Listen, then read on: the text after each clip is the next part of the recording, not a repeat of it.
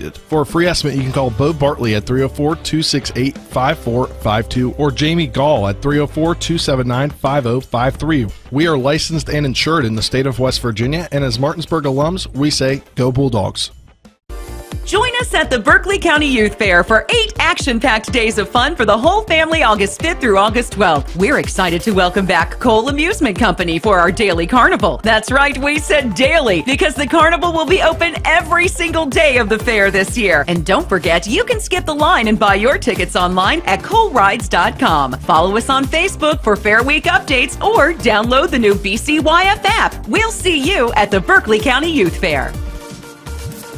Not sure where to go or who to trust with your flooring project? And start with Trips Flooring, proudly serving the area for more than 25 years, specializing in floor sanding and refinishing, along with installation of new flooring, including hardwood, tile, vinyl, laminate, carpet, and the hottest trend in flooring, luxury vinyl, tile, and luxury vinyl plank. Are you on a budget? Check out their warehouse, cash and carry, or call 304-229-7009, or visit them online at tripsfloorsanding.com. The following is a special sports broadcast presentation of Talk Radio WRNR Martinsburg. Play ball! It's time for the excitement of American Legion Baseball, featuring the Berkeley Post 14 Hornets. The next pitch to Baden Hartman is cracked out to deep left field. That ball is gone! A 3-run homer! Let's go live to the field and join our Talk Radio WRNR broadcast team. Good afternoon and welcome to Dale Miller Field here in Morgantown, West Virginia, as we get you set for the Mid-Atlantic Regionals first round matchup between the Berkeley Post 14 Hornets and Quakertown from Pennsylvania, the PA champs taking on the West Virginia champs here in the first round matchup. I'm Nick Verzolini, alongside me Dylan Bishop here in Morgantown. And Dylan, a beautiful day, a beautiful field. And should be, a pretty good game here between these two teams. West Virginia trying to, for the first time, make it to the American Legion World Series. We'll see if they can get it out of this tough Mid-Atlantic region. Yeah, it's going to be a tough game. Obviously, you got the top teams from every state in the area here. Today it's Quakertown and out of Pennsylvania. But I think this team has it in them to make waves in this tournament, because we saw what they did last week in Charleston. They, when it counted at the end of that tournament, they got great pitching performances from their pitchers, and their offense came alive even on, one day where they didn't have their best hitter, Colin Reed, in the lineup. They were able to get the runs when it counted and get some huge starting pitching performances, and I think they can keep that up today.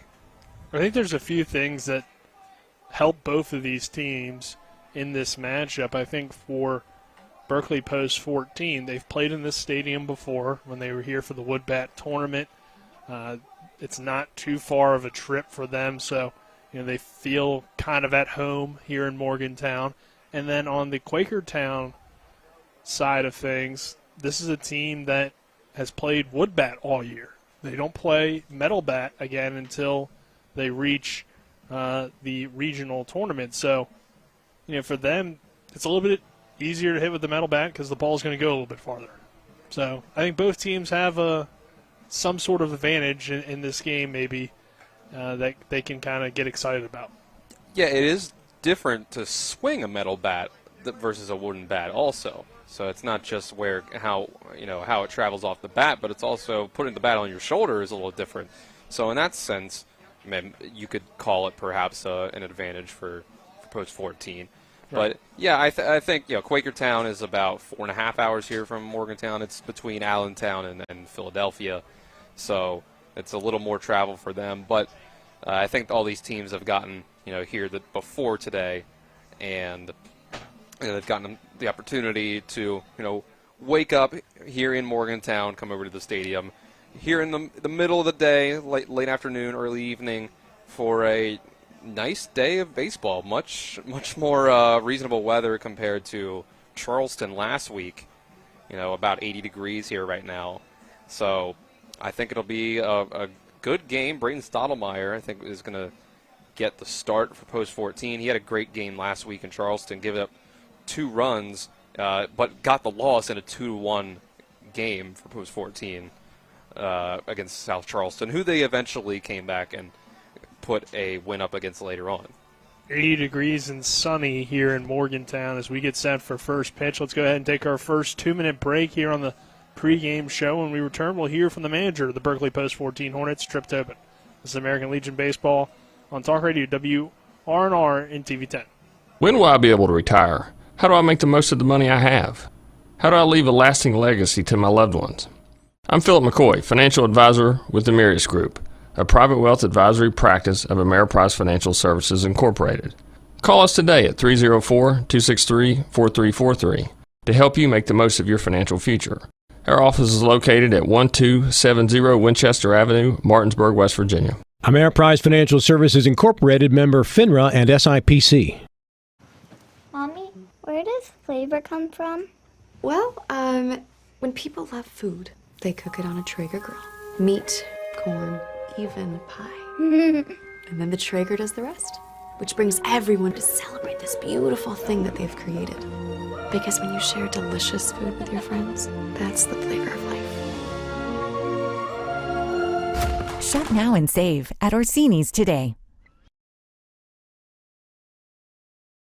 WVU Medicine is pleased to announce that robotic-assisted total hip and knee replacement with the new Zimmer Biomet ROSA is now offered right here in the Eastern Panhandle at both Berkeley Medical Center and Jefferson Medical Center. The information provided by the ROSA results in more precise and accurate hip and knee replacements than ever before. WVU Medicine is proud to offer this technology and be a leader in orthopedic surgery in the Eastern region. For more info, call 304-725-BONE. Before the invitations and the dress, the flowers, cake, candles, or vows, there was an answer to a question proposed with a ring. Bechtel Jewelers knows that an important part of your wedding happens before the I-dos. We're a diamond store with an engagement and bridal jewelry selection that's both exciting and accessible. On the big day, there's everything else, and there's the ring. Make sure you get this one right at Bechtel Jewelers in Inwood. Overall, it's a really good run for your team. You kind of struggled, and it looked like maybe you would have to, or you'd be eliminated a few times, but your team battled back in the state tournament, came together, and made a great run. Yeah, those guys, they really gritted it out, and after they got down, I think that's when they started to really come together as a team. When they found themselves with the back against the wall, and they just had to start relying on each other, not just one guy or two guys, and they just met and said, hey, we want to win this thing. We have a team to win this thing. We have the talent to win it, and there's no reason why we shouldn't win it. We just have to play our game and not beat ourselves. And they went out and just figured out a way to beat 2 historic programs in, Morgantown and South Charleston. I know at the Little League level, one of the big storylines is it's always tough for West Virginia to make it out of the Southeast region. In Legion Ball, you guys are in the Mid-Atlantic, another tough region. How do you think your team competes, and just overall the state of West Virginia, how have they typically done? Well, they've made it to the finals one time. The storylines have been that, we haven't made it out of here, but, some people feel like we have some depth that could possibly make a run here. I mean, we're sitting here watching Brooklawn play right now, 32-time state champion, regional champion, Morgantown's here. We got a heck of a team we're getting ready to play here out of Pennsylvania. They have, 200-300 teams in that state, so, and they're number one in that state, so it's going to be a tough run, but I think these guys are up to it. They feel like that they can compete, and they've watched some of these guys on YouTube and some of their games and been researching some stats and looking up some of their best players, and our guys feel like that they can compete, and I think that's half the battle. What do you know about this Quakertown team, and what will be some things you'll need to do to get the win? Well, I know they've been hitting the ball hard and hitting it deep. They've got a lot of home runs in that state tournament, and they play wood all year long, and they play wood in the state tournament. And tonight's first night they're going to be able to get back and swing those medals, and I'm sure they're happy to do that. They got a couple guys that hit the ball really hard, and they got a guy on the mound who's 6'2", 260 pounds, and Pellegrino, who's 4-0 in the summer and has a great ERA. So we watched him and feel like we're going to have good at bats. He's got a great strikeout to walk ratio. I think it's like 40 to 6 or 8 maybe. He's not going to walk us a lot, and so we're going to have good at bats. hit our way on, and be aggressive on the base paths when we get an opportunity, and try to get some runs and score more than they score. Does it help that you guys have made this trip before and know this field a little bit? Oh, it helps tremendously, that we've been here before. We played the Wood Bat tournament here. We're able to get some victories there and come away with, a tournament, a win. So the guys, know the field, know the mound and know the backstop and, know the terrain out there in the outfield. And, of course, they don't feel like they're too far from home at the moment, being in Morgantown. It's not a home game by any means, but it's not too far from home. We expect some fan support, and the young men have been having a good time in the motel, and eating and playing some cards and outside and just hanging out together. It's just been a great time. So, I think this is a good fit for us. If we can't be at P.O. Faulkner, then I think we don't mind being here. Overall, the pitching, people say hitting is contagious. The pitching's on, quite the streak right now. How do you feel about who you're starting today, and what are you looking to get out of the pitching? Well, I feel great about our guys. I mean, they're all, our POs are over there. Fletcher's over there warming up, and, Lane DeLauder says he can go in the middle of the game if he needs to, and, Stottlemyre's going to go. We've got, plethora of guys that can just get out there and get it done. Jackson, Board, those guys can go in the middle. They've all been pitching, throwing, and they just kind of got on a hot streak and feel like they can get guys out and feel like they can rely on their defense as well. So, we're feeling pretty good about ourselves. Hopefully we can carry that momentum from the state tournament here and still have that gravel in our gut that people think we can't do it, and hopefully we can use that to motivate ourselves. All right, Tripp, thank you. Good luck. All right, thank you. As the players are getting announced out on the field, we kind of wrap up the pregame show here, Dylan. But I think one thing that stood out to me that Tripp mentioned there was his guys believe they can win it. And I think that's really the first key. And if you want to do something for the first time, you got to believe in yourself. Right. I think the state of West Virginia is often underestimated in these kind of things and a lot of things in general. So it puts a chip on your shoulder, and they're going to be motivated to prove everyone wrong. All right. Let's take another 2-minute break. On the other side of that break, we'll have first pitch. This is American Legion Baseball here in the Mid-Atlantic Regional from Morgantown, West Virginia, on Talk Radio WRNR and TV10. We're back in 2 minutes. On the Sports Mix, you'll hear interviews with prestigious guests. Since you had that reunion, do you have a favorite memory from that season or maybe a funny story you'd like to share with our audience? John Madden, the late, great John Madden, came out to our practice on, Thursday. He turned to those guys and he said, this game ain't going to be close. These guys are going to kill Buffalo. Tune into the Sports Mix, weekdays from 12 to 1 on Talk Radio WRNR, FM 106.5, AM 740, TV10, and streaming live on the TV10 Facebook page. The hunt for the 10th state championship is almost here, and legendary head coach Dave Walker is back to lead the Bulldogs to victory. Make sure your business isn't hidden on the sideline this season. Call 304-263-6586 and become an advertiser on Talk Radio WRNR and TV10 for the 2023 Martinsburg Bulldog football season. This is the home of Martinsburg Bulldog football all season long. Again, call us at 304-263-6586 to make sure your business is scoring touchdowns and not fumbling the ball this year. Hi, Crescia Hornby here. Larry DeMarco, broker of Modern Realty Results, believes he has some of the best real estate agents in the Eastern Panhandle. Agents at Modern Realty Results have years of experience and knowledge of the local real estate market. Agents within the office work as a team to provide quality customer service. We strive to always ensure client satisfaction through handling every transaction with honesty and integrity, all while offering competitive rates. Modern Realty Results is veteran-owned and managed. Please call us at 262-4222, modernrealtyresults.com. A new WVU Heart and Vascular Institute is now open in Martinsburg, offering 10,000 square feet of clinic space with exam rooms, procedure rooms, diagnostic capabilities, and a dedicated patient entrance waiting area. At the WVU Heart and Vascular Institute, our board-certified physicians are performing groundbreaking procedures using cutting-edge techniques to provide world-class healthcare close to home. Visit the expanded WVU HVI Clinic on the Berkeley Medical Center campus, a department of Berkeley Medical Center. Berkeley post 14, the West Virginia champions, taking on Quakertown out of Pennsylvania, the PA champs. Nick Verzolini alongside me is Dylan Bishop, Colin McLaughlin, our cameraman, and back in the studio is Spencer Dupuis. Dylan, just some final thoughts here on this matchup as we get ready for first pitch. What do you think Berkeley Post 14 will need to do today to find a way to advance in the winner's bracket, I should say. I think Braden Stottlemyre is going to have himself a really good game up on the mound. Be careful pitching to these guys that have a lot of power and can send the ball out, try to get soft contact, and see what you can do first time around against Pellegrini up on the mound, because he's clearly been a really powerful, dominant pitcher for Quakertown. And I'd love to see if they can get something going early against him, try to get Quakertown on their heels. Give you the starting lineups for Post 14. Leading off and playing left field, number 9, Connor Bailey.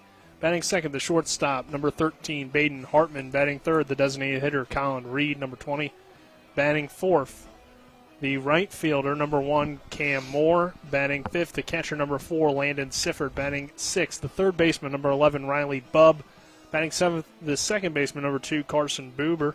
Batting eighth, the first baseman, number 12, Jackson Ruest. And rounding out the lineup, the birthday boy, number 10, the center fielder, Jordan Camby. For Quakertown, it will be leading off and playing shortstop, Qualtera. Batting second, the right fielder, number 8, Reich. Batting third, the catcher, number 12, Pierce. Batting fourth, the first baseman, number 11, Bile. Batting fifth, the third baseman, number 3, Ty Everett. Batting sixth, the designated hitter, number 21, Myers.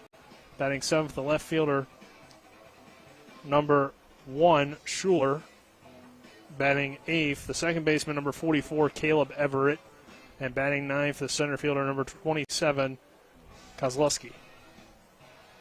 So the Hornets will come to the plate here. Leading off will be Connor Bailey. As we get set for first pitch here, Dylan, and you see the size out there on the mound with Pellegrini. Certainly a guy that looks like he'll throw pretty hard today and should give the Hornets a tough matchup. Right, you can usually expect a lot of power, a lot of velocity out of guys. Pitching is kind of, you use your whole body, not just your arm when it comes to pitching, so the size matters, and you can, we see it with Felix Bautista for the Orioles. He's a giant out there, a mountain, you could even say, and he throws just about as hard as anybody. Yeah, a guy I always think about when you talk about the full body is CC Sabathia, how he used to throw, but first pitch is in there for a strike.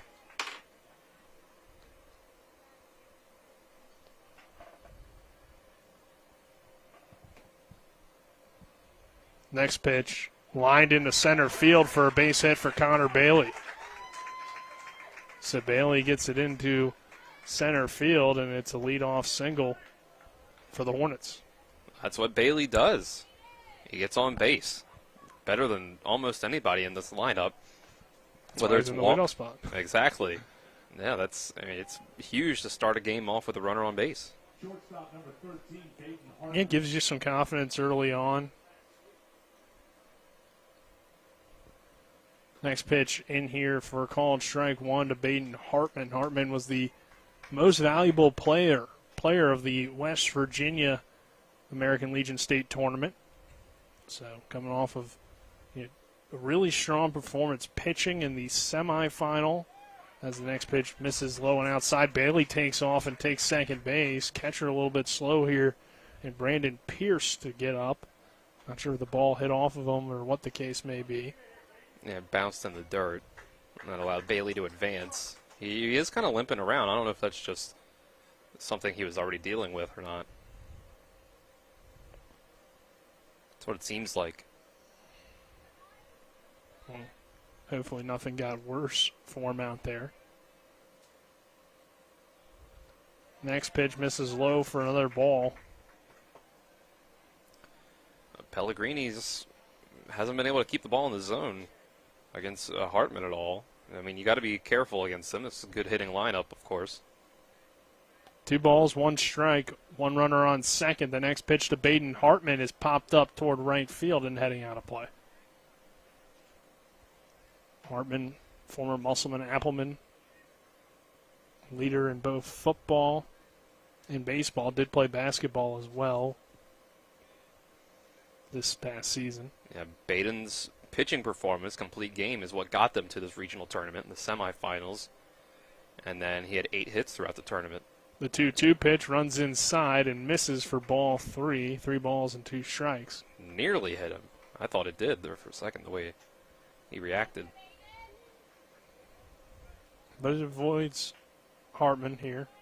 Runner on second base, a full count. A new WVU Heart and Vascular Hornets have an early opportunity to grab the early 1-0 lead. Bailey takes his lead. The next pitch is popped up toward left field. Could be tough for the left fielder, but coming in and making the catch is Brandon Schuler for out number 1. Yeah, it looked like it might have been trouble there for a second, but Braden Schuler was playing low enough, or shallow enough, that it was a pretty easy play for him. So I'll bring Colin Reed to the plate. Reed hitting over 500 this summer for the Hornets. DHing again in this game, and good matchup here between him and Pellegrini. We'll see if the Hornets can get on the board with 1 out here in the inning. Pellegrini checks Connor Bailey at second and delivers the next pitch. A called strike 1 on the inside corner. It made you nervous for the Hornets when on Friday in the state tournament they didn't have Colin Reed and they were win or go home situation, but the offense stepped up, and that just shows you how much he means to this lineup. Yeah, and also the kind of guy he is to get up the very next day and travel back to Charleston. The 1-1 count here after the pitch misses inside. The next pitch is lifted out toward left field, heading foul. Chasing after it is Schuler, and he'll make the play for the second out. That fell in. Bounced in, so no catch there on that one, and just a long strike. 1 ball, 2 strikes. Yep, Reed and Caleb Fletcher as well got up at 5:30 in the morning on the last day of the state tournament to go back from the Eastern Panhandle to Charleston, and it made a difference. Colin had himself a good day on that Saturday. The 1-2 pitch to Reed, swing and a miss, strike 3 on a high fastball.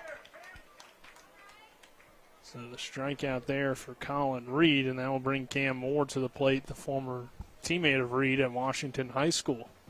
With a runner on second and Connor Bailey after the leadoff single and then stolen base for Bailey put him in scoring position with nobody out.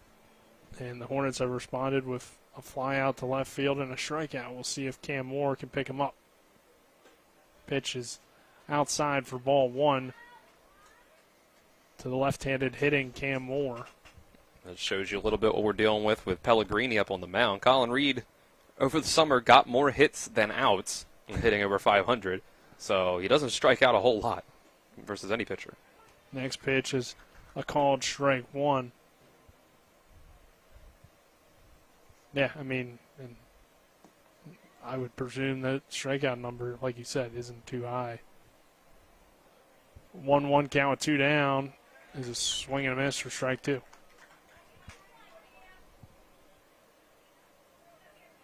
Yeah, Cam Moore had a really good tournament in Charleston as well. Had multiple times where he drove in 2 runs with RBI on singles. The 1-2 pitch to Moore is fouled back, and you talk about him driving in runs. When you think of who you would DH, typically, I don't know if Cam Moore fits that prototype. Or, I'm sorry, who you would bat in the cleanup spot. I don't know if Cam Moore necessarily fits that prototype, but what he does is consistently get hits, and if runners are on, you want guys that can get hits. Here's one hit on the ground towards short, and Quakertown fires it in time to first for the final out of the inning. So the Hornets threaten, but no runs come across. We head to the bottom of the first. No score between Berkeley Post 14 and Quakertown out of Pennsylvania. We'll be back with more from the Mid-Atlantic Regional and American Legion Baseball here on Talk Radio WRNR and TV 10 after a 60-second break. The Honda HR-V, CR-V, Pilot, Passport, and Ridgeline. They all have one thing in common. They never back off from a challenge. Available with all-wheel drive, the Honda SUV lineup has the performance you can count on and the capability to amaze. It's no wonder Kelley Blue Book's KBB.com named Honda the 2022 Best Value Brand. CMA's Honda of Winchester, 3985 Valley Pike. CMA, moving lives forward. Based on 2022 brand image awards from Kelley Blue Book, visit KBB.com for more information. I pre-planned my funeral to make it easier on my family. They were relieved to know I'll get just what I want. My family actually thanked me for taking matters into my own hands. Turns out having this awkward conversation wasn't awkward at all. Pre-planning is my choice. There are certain things about me my family may not know. Now they won't need to guess. The choices are yours. The peace of mind is theirs. Pre-plan your funeral with Brown Funeral Homes and everything will be taken care of. Find out more online at brownfuneralhomeswv.com. Brown Funeral Homes, here for you. Welcome you back here to Morgantown, West Virginia. No score here in American Legion Baseball. It's the Mid-Atlantic Regionals first-round matchup. Quakertown taking on Berkeley in this first-round matchup. Nick Verzolino alongside me, Dylan Bishop. Colin McLaughlin, our cameraman, and back in the studio, Spencer Dupuis. Dylan, as we head to the bottom of first, it's going to be Braden Stoudemire on the mound today for Berkeley Post 14. Right, just, a few weeks away from heading back to Shepherd University for his sophomore year. And we've seen him mostly up on the mound, still playing a lot of shortstop for them and for the Hornets as he continues his chance of trying to play both ways. But it's been the pitching that is his main thing, and that's what he does at Shepherd. And it's his specialty. And like we said in the pregame, he had a great game in Charleston, where he gave up only 2 runs, but it wasn't enough for the Hornets to get the win. So it was 2-1 loss to South Charleston. But, he showed in that game, if he can put up a similar performance today, you would hope that the Hornets come out with their offense today. The Bats have the production that they did late in the state tournament. Daniel Qualteria will lead things off for Quakertown. No score here as we enter the bottom of the first. Pitch here from Stoudemire's high and outside for ball 1. Qualteria playing shortstop today for Quakertown. And the next pitch misses again, so it's a 2-0 count here to the leadoff man. And the next pitch is high for ball 3. He needs to get that down in the zone a little bit. We know it's a dangerous lineup here for Quakertown. I want to call strike 1. Yeah, when you get to this point, all these teams are obviously talented. They've either won or made it to their championship in their respected state. This one missing outside for ball 4. So, obviously you want to be careful up there, but you got to throw strikes to have a chance to win. They're going to also have really good eyes at the plate, and they'll draw these walks. So an early base runner to deal with for both teams here in the first inning after the Hornets stranded Connor Bailey on second base. They'll bring Reich to the plate here. The runner takes off, throw down to second.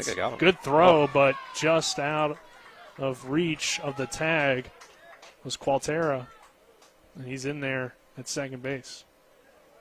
Of a stolen base here in the first inning. And that will bring Cole Reich to the plate.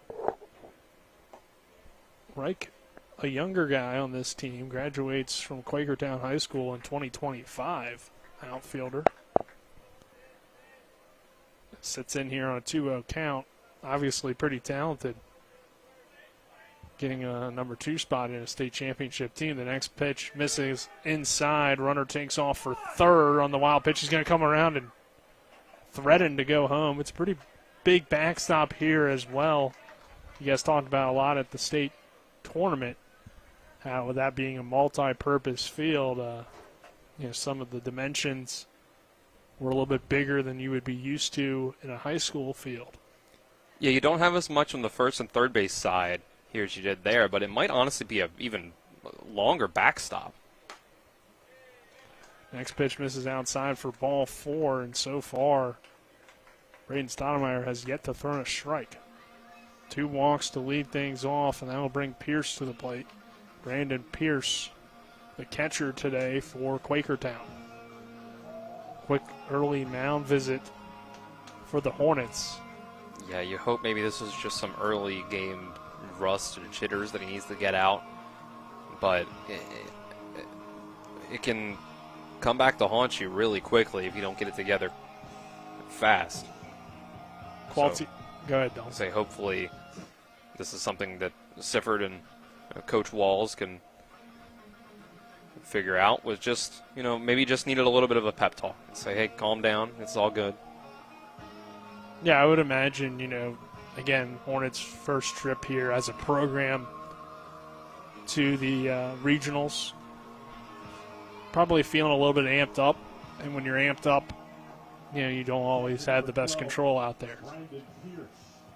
Qualtiera down there at third base, Reich at first, nobody out, a throw over from Stoudemire, throw is low, and Ruiz grabs it in time, keeps it in front of him.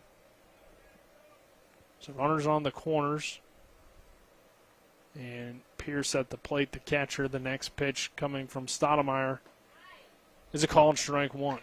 First strike of the day for Stoudemire in the early going. What's it good, at least for that one pitch? That's showing signs of getting on the right track. The next pitch misses a little bit inside for ball 1. 1 ball, 1 strike.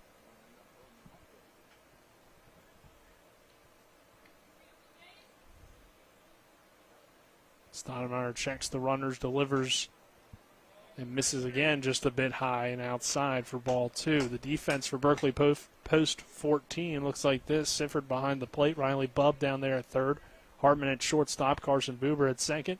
Jackson Rest at first. And Bailey Canby Moore from left to right in your outfield. There's a swing and a miss for strike 2. 2 balls, 2 strikes. A great breaking ball there. Got him to swing and miss, and hopefully this can be the first out. Runners take their leads.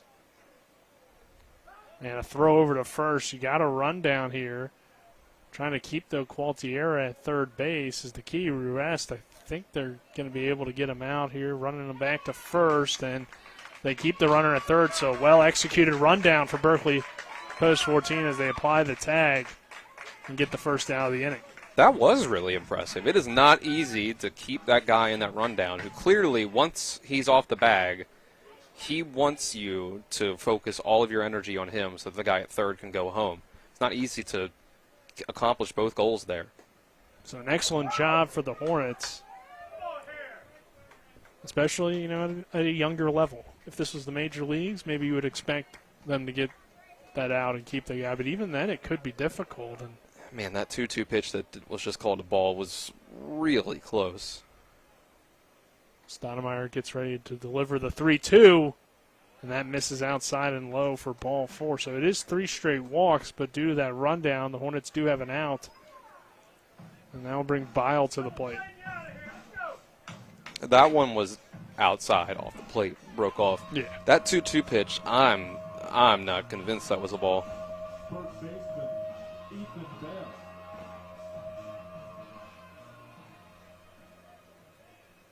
So Bile coming to the plate. The pitch here called strike 1 at the knees. So Stoudemire is a ground ball away from getting out of the inning. 0-1 count. The next pitch, just a little bit low and outside for ball 1.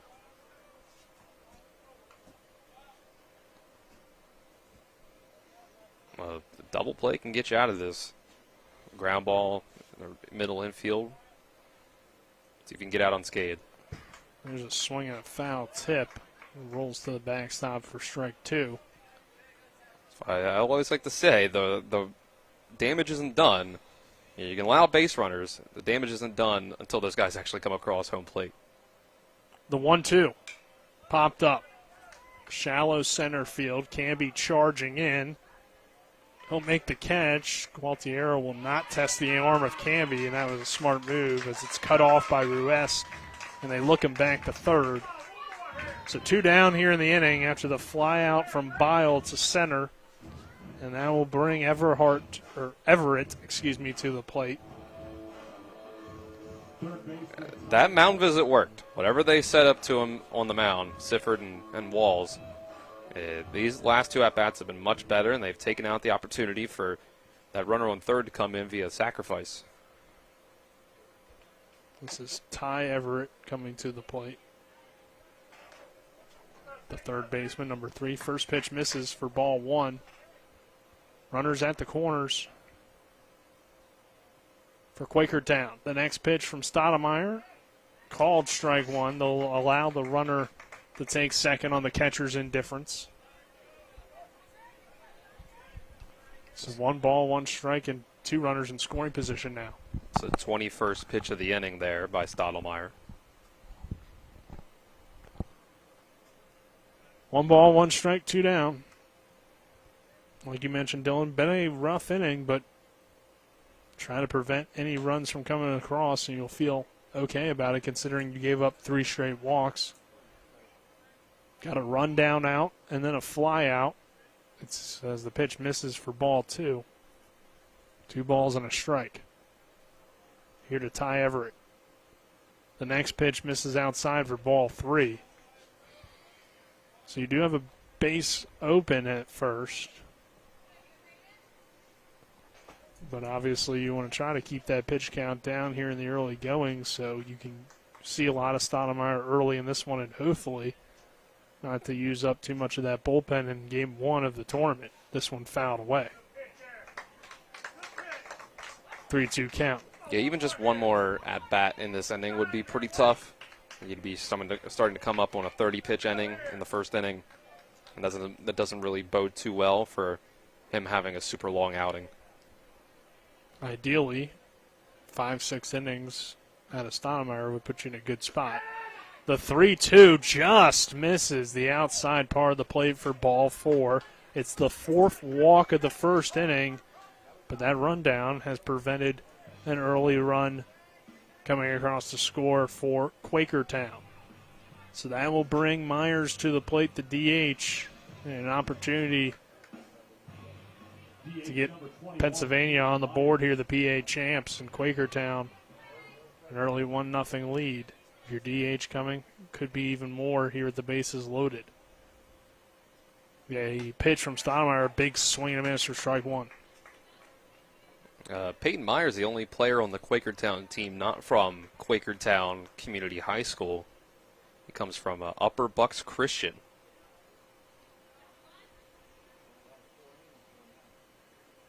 Next pitch, called strike 2.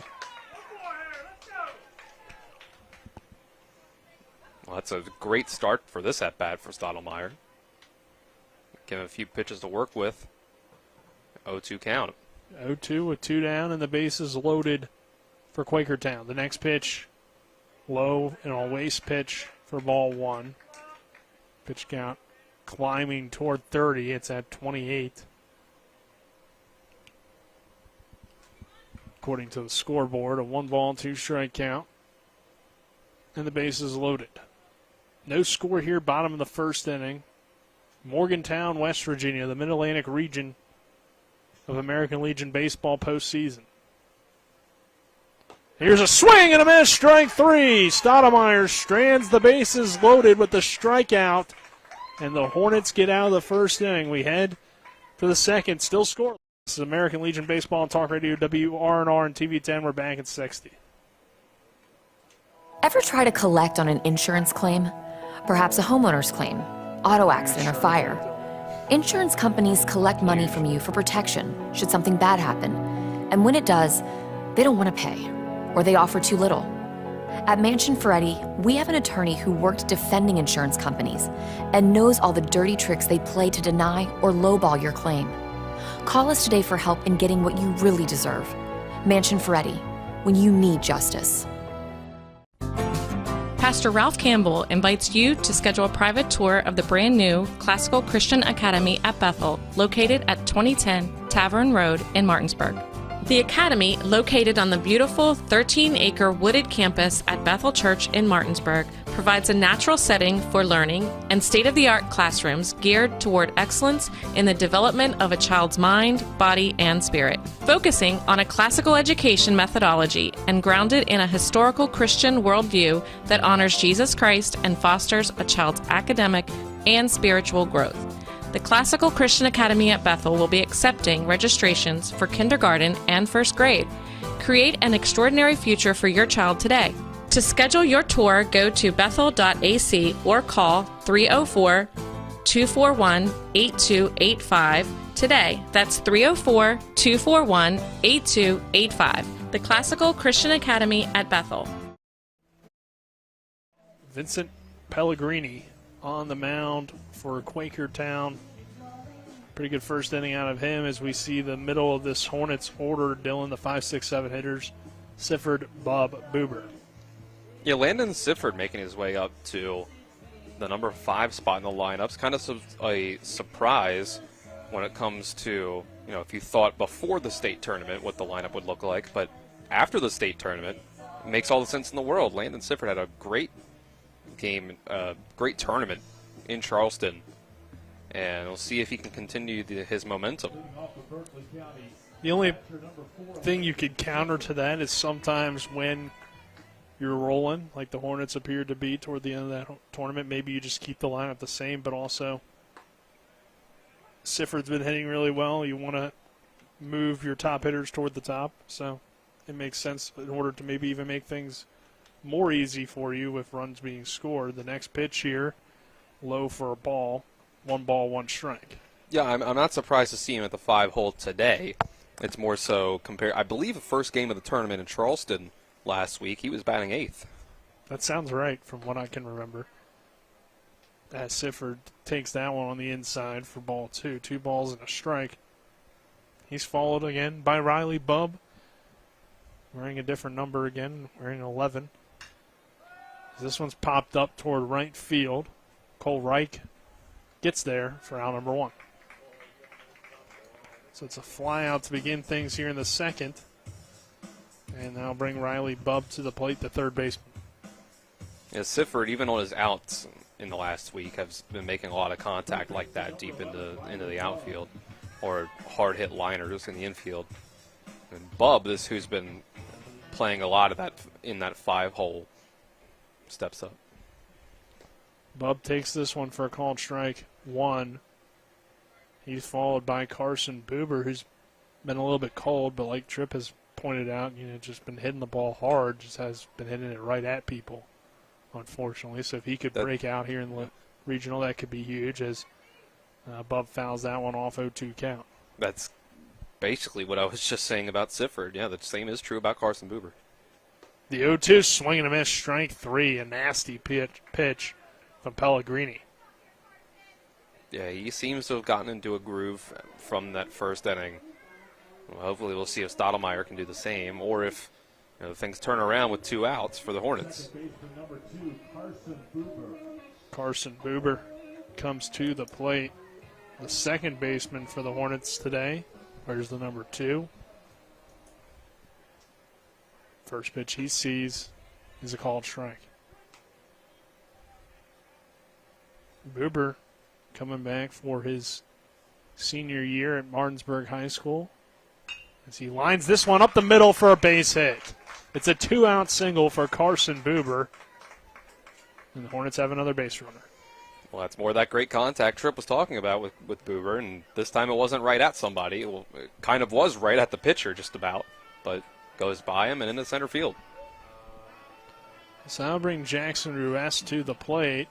If Jackson can find a way on, you feel pretty confident with Canby in that 9 spot. His birthday, you never know. And maybe you can get a run across here as the pitch misses low for a ball. Ruess has always been known as a guy that has at least a productive at-bat.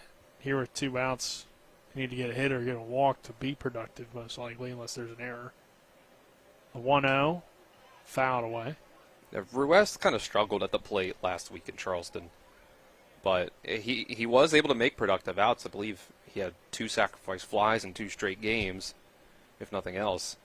So hopefully he can get back on track here today. The 1-1 pitch to Ruiz is fouled away.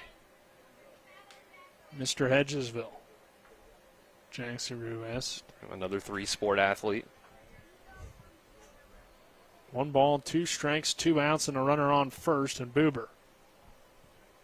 Pellegrini's next pitch just misses for ball 2.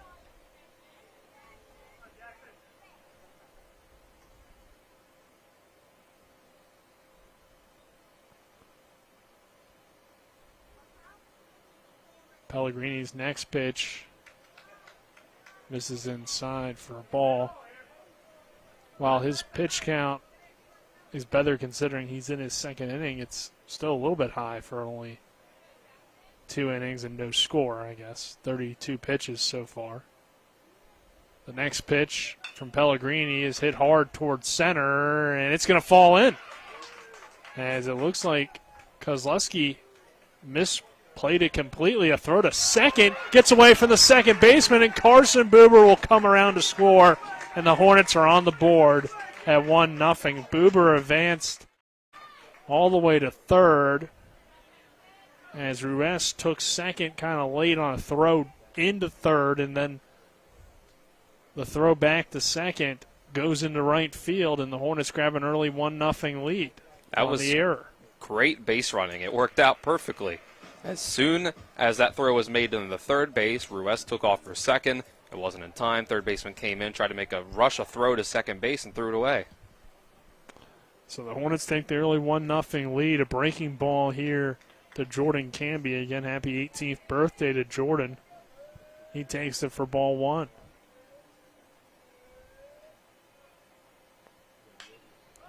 This one's popped up. Chasing after it is Everett. And it will head out of play toward the bullpen over there in left field. Great ballpark here in Morgantown for post 2. Have kind of the mountain view in the background. So it's interesting to note, all 3 hits for the Hornets right now have been liners right into center field. So they're seeing the ball well off of Pellegrini. The 0-2 is low for ball 1.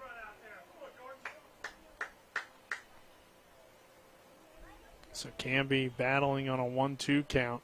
A runner on second, an early 1-0 Berkeley post 14 lead. The next pitch, chopper and foul down the third baseline. And again, continuing to make Pellegrini work at the very least. There, his defense didn't really help him out to get the run in. As the next pitch on 1-2 is just fouled away by Canby. Just barely got a piece of that one. Yeah, you're on track now with this inning.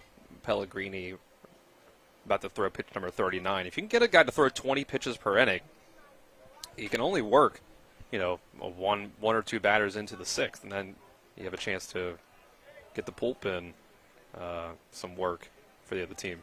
Pitch misses high for ball 2.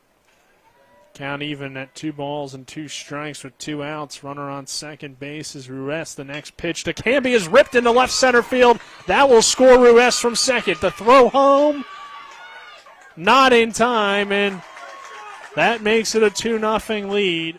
Berkeley post 14. Jordan Canby rips a single, and it's an RBI for the birthday boy, and the Hornets take a 2-0 lead. He served him up a gift right there. He took it into left field. There we go. Nice start in this 2nd inning for the Hornets. And, of course, Canby's a dangerous base runner. And Connor Bailey just knows how to get on base and extend an inning. He did have the only hit in that 1st inning, a single. You mentioned a good speed for Canby. Maybe you can either run with him here or, just kind of see how things play out. Probably don't want to run yourself out of the inning. 1-0 count. Next pitch to Bailey. Popped up. right field. Going back as the second baseman, but the right fielder, Cole Reich, is going to come up and make the play for the final out of the inning. But the Hornets take singles from Buber, Ruest, and Camby lead to the runs there from the 7, 8, 9 guys. We head to the bottom of the second. This is American Legion Baseball on Talk Radio WRNR and TV 10. We're back in 60. The WV Hospitals East Foundation is excited to announce the inaugural Dr. Frank Sabato Jr. Pickleball Classic to be held on Saturday, September 23rd at the W. Randy Smith Recreation Center in Inwood. Join us for a fun round-robin style pickleball tournament with start times at 8:30 and 10:30 a.m. Award ceremony and lunch will follow. To register as a player or sponsor, call 304-264-1223 or go to wvmedicine.org/Berkeley/giving to download the registration form. The future doesn't wait. Why should you? Blue Ridge Community and Technical College offers over 60 degree and certificate programs in education, IT, culinary arts, engineering, and so much more. Small class sizes, flexible schedules with evening and online classes, affordable tuition, plus financial aid is available to those who qualify. Now you can go to college. Visit us online at blueridgectc.edu. That's blueridgectc.edu. Stop waiting and enroll today.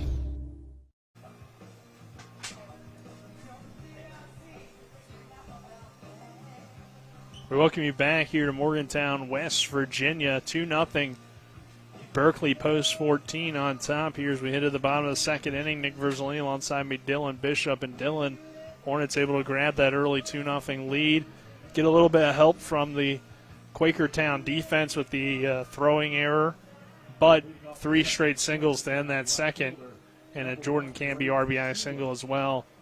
Definitely, good showing from the offense. Hey, when you get contact against a power pitcher, it's easy to send that ball places you want it to go. First pitch misses inside. Next one low for a ball as well, as that continues to be an early struggle here from Braden Stoudemire. Schuler digs in on a 2-0 count. The next pitch from Stoudemire runs inside for ball 3. Braden already has thrown 4 walks, and typically if you throw 4 walks in one inning, there's a run up on the board, but the Hornets were able to get it out on a rundown. So here's a strike on a 3-0. To keep this at the time, a no-score ball game before striking for 2 here in the top half of the second inning. The next pitch from Stoudemire, called strike 2. Well, he's at least worked his way back in this at-bat. And he ended with a 3-2 strikeout at the end of the last inning. That one misses in the side, though, for ball 4, so it's another walk for Stoudemire, and this is probably going to turn into, I think, Dylan, a bullpen game for post 14. I mean, obviously, if he can recover here, get you at least 4 innings or so, that's still very much a possibility, but at least with all these walks early, it's kind of hard to imagine that the Hornets aren't going to have to go pretty deep into their pen.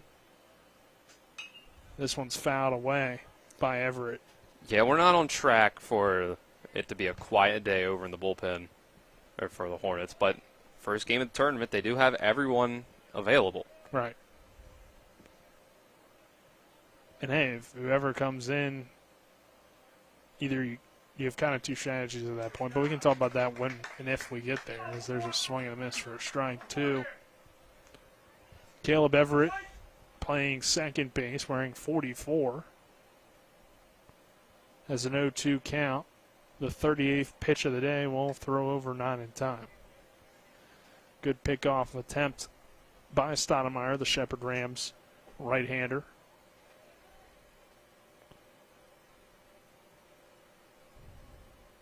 The 0-2. Breaking ball missing inside for ball 1.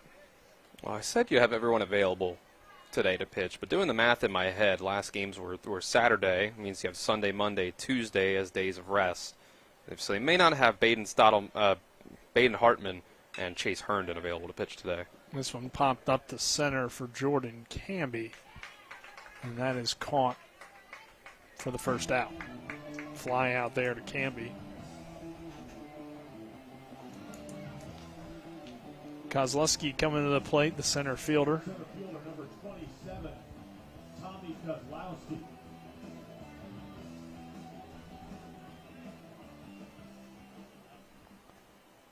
One out here in the inning, a runner on first in Schuler. And Kozlowski fouls it away.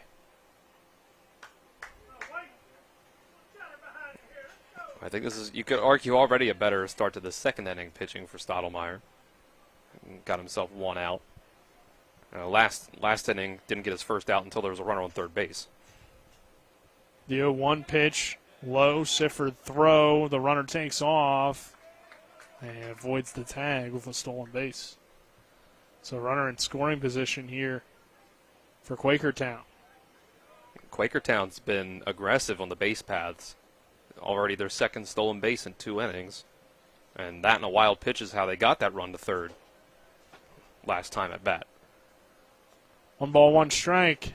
Bouncer gets away from Sifford, has some issues tracking it down as it rolls to the backstop, and now he gets to it. The runner advances from second to third on the pass ball. Well, deja vu all over again, as soon as I mentioned. Yep, an excellent opportunity for Quakertown to get on the board here. 2-0 Hornets, bottom of the second inning. The 2-1. Ripped into left field. That will get through for a base hit. Scoring easily from third is Schuler. And Kozlowski comes through to put Quakertown on the board 1-0 with the RBI single. Yeah, that's big for them. Now they flip over to the top of the lineup. We'll see what they can do second time around seeing Stottlemyre. Qualteria to the plate.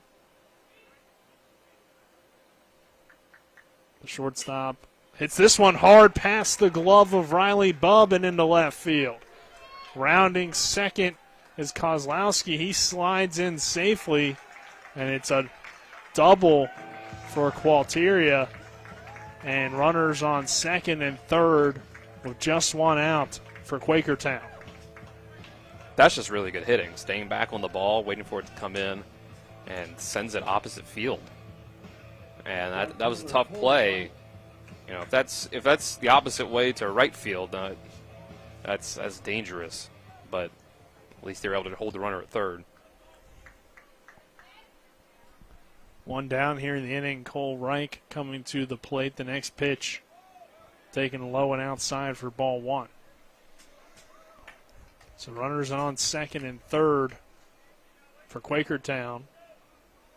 Trails 2-1. Trying to at least tie things here in the bottom of the second inning. Here from Dale Miller Field in Morgantown, West Virginia. Another pitch missing outside for ball 2. I don't know if Sifford wants to go out there and talk to Stottlemyre again or not, but that seemed to do the trick last inning. I don't know if there's any sort of something that needs to be said to him or mechanical change, but he just doesn't really have the control right now. Yeah, he's shown flashes. Stottlemyre's next pitch hits the zone of the guy we're used to seeing, but has also had some rough at-bats here. He does still have a chance, though, to come out of this inning with the lead intact. Yeah, definitely need, though, to get this batter to feel really confident about it as this one misses high for ball 3. I mean, again, a walk and a double play ball, but that's kind of tough to guarantee, and you definitely don't want to give up another walk here in the early going. 3-1 count, though, with runners on second and third with 1 down. The next pitch has popped up, but heads foul and out of play. So count is full as we await the 50th pitch of the ball game. We're just 1 1/3 innings into it for Braden Stottlemyre. 2-1, Hornets on top. I'm already starting to see some movement in the bullpen. And that pitch misses inside for ball 4. Yeah, I see Caleb Fletcher and Chase Herndon starting to run around in the bullpen. Caleb Fletcher specifically. That is the 6th walk of the early going, the second one for Reich. Pierce, who walked his first time, comes to the plate. 50 pitches for Stoudemire, 2-1. Hornets on top. Bases loaded for Quakertown. You're in the Mid-Atlantic Regional of American Legion Baseball, an opportunity for Quakertown to either tie this ball game or take the lead. That's the downside to these tournaments at this level is you're playing all these games back-to-back-to-back days. So if you get, you can't get too many innings out of your starter in game one. That can set you back for the entire tournament, even if you win this game. So if we see Caleb Fletcher in the third or fourth inning, that's going to affect the Hornets the rest of the way.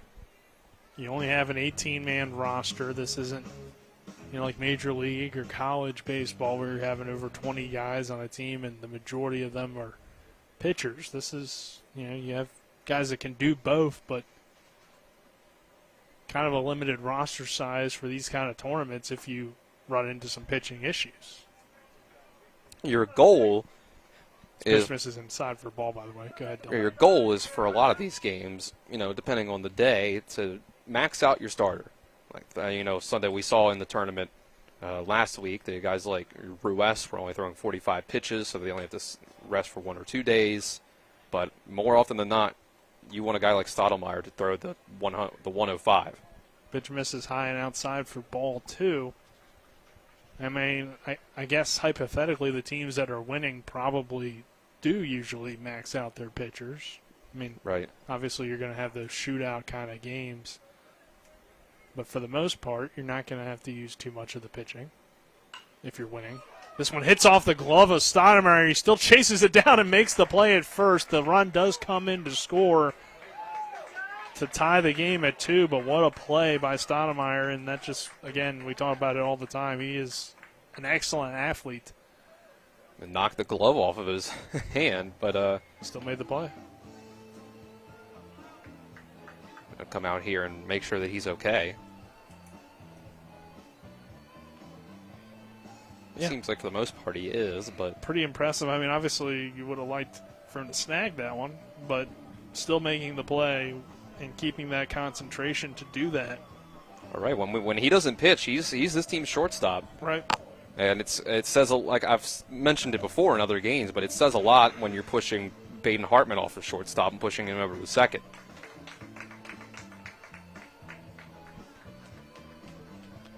Stoudemire appears to be all right. Run does come in to score, tie the game up at 2. But there are now 2 outs. Runners on second and third for Quakertown. Here in the bottom half of the second inning. And Bile coming to the plate. He flew out his first time. Pitch. Swing and a miss, strike 1. This could be a situation where, despite all the pitches thrown, all the walks again for another inning, just like at the end of the first, you're 1 out away from coming out of this still in a tie game.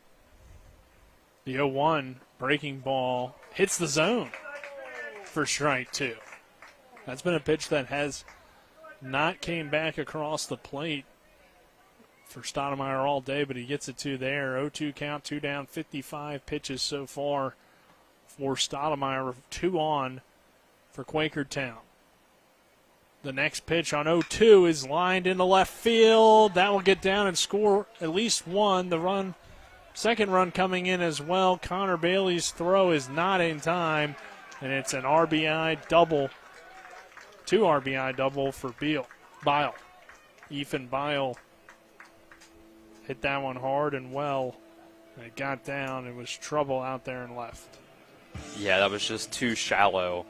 Kind of blew over the head of Riley Bubb at third for Connor Bailey to come in and do anything about it.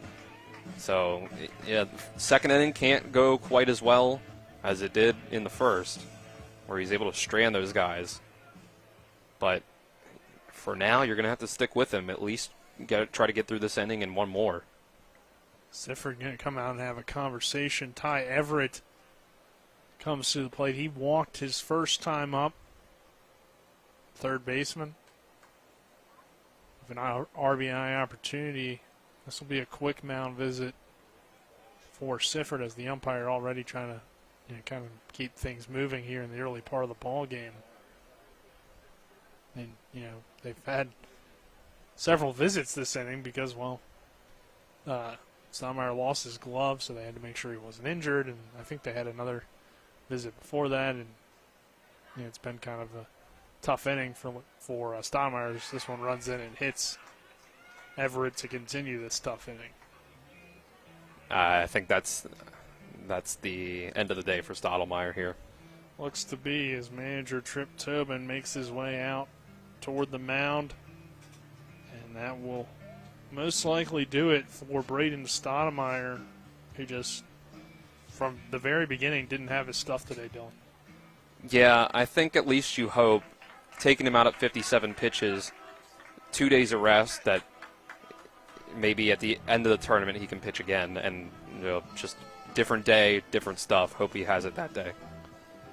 I think it's going to be Fletcher. Yep. So we will take a 60-second break. When we come back, we'll talk more about Caleb Fletcher and continue this ball game. 4-2 our score. Quakertown on top of Berkeley Post 14. This is American Legion Baseball on Talk Radio WRNR and TV 10.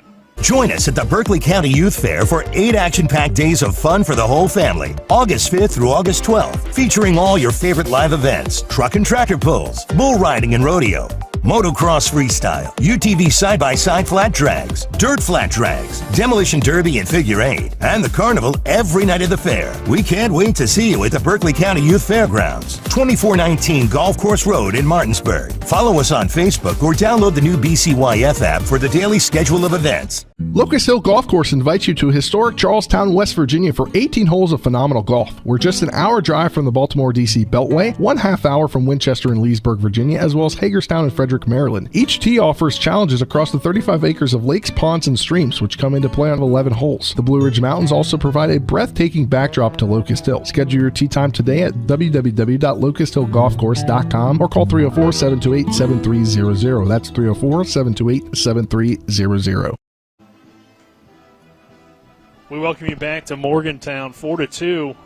Quakertown on top of Berkeley Post 14 here in the American Legion Regionals. 4-2 our score. Nick Verzolini, Dylan Bishop, happy to have you with us. Colin McLaughlin, our cameraman, Spencer Dupuis, back in the studio. And it's going to be Caleb Fletcher out here to pitch for the Hornets, Dylan. Yeah, and he's been a really good guy out of the bullpen for Post 14. I think rarely, if ever, seen him start. A lot of time he's your closer. We saw in Charleston last week, he came in after Lane DeLauder and Jackson Ruest had struggled up on the mound. They got down to Wheeling 7-5. He came in, let up a run to make it 8-5. But then he held down the fort while Post 14 was able to get the bats back on track. They got the 10-8 win, and he was a winning pitcher instead of getting a save like we're used to seeing out of him. Fletcher 2-0, 1 save on the year. 6 hits allowed, 4 runs, 3 earned, 10 walks in his 18 innings, 26 strikeouts, and a 1.167 earned run average.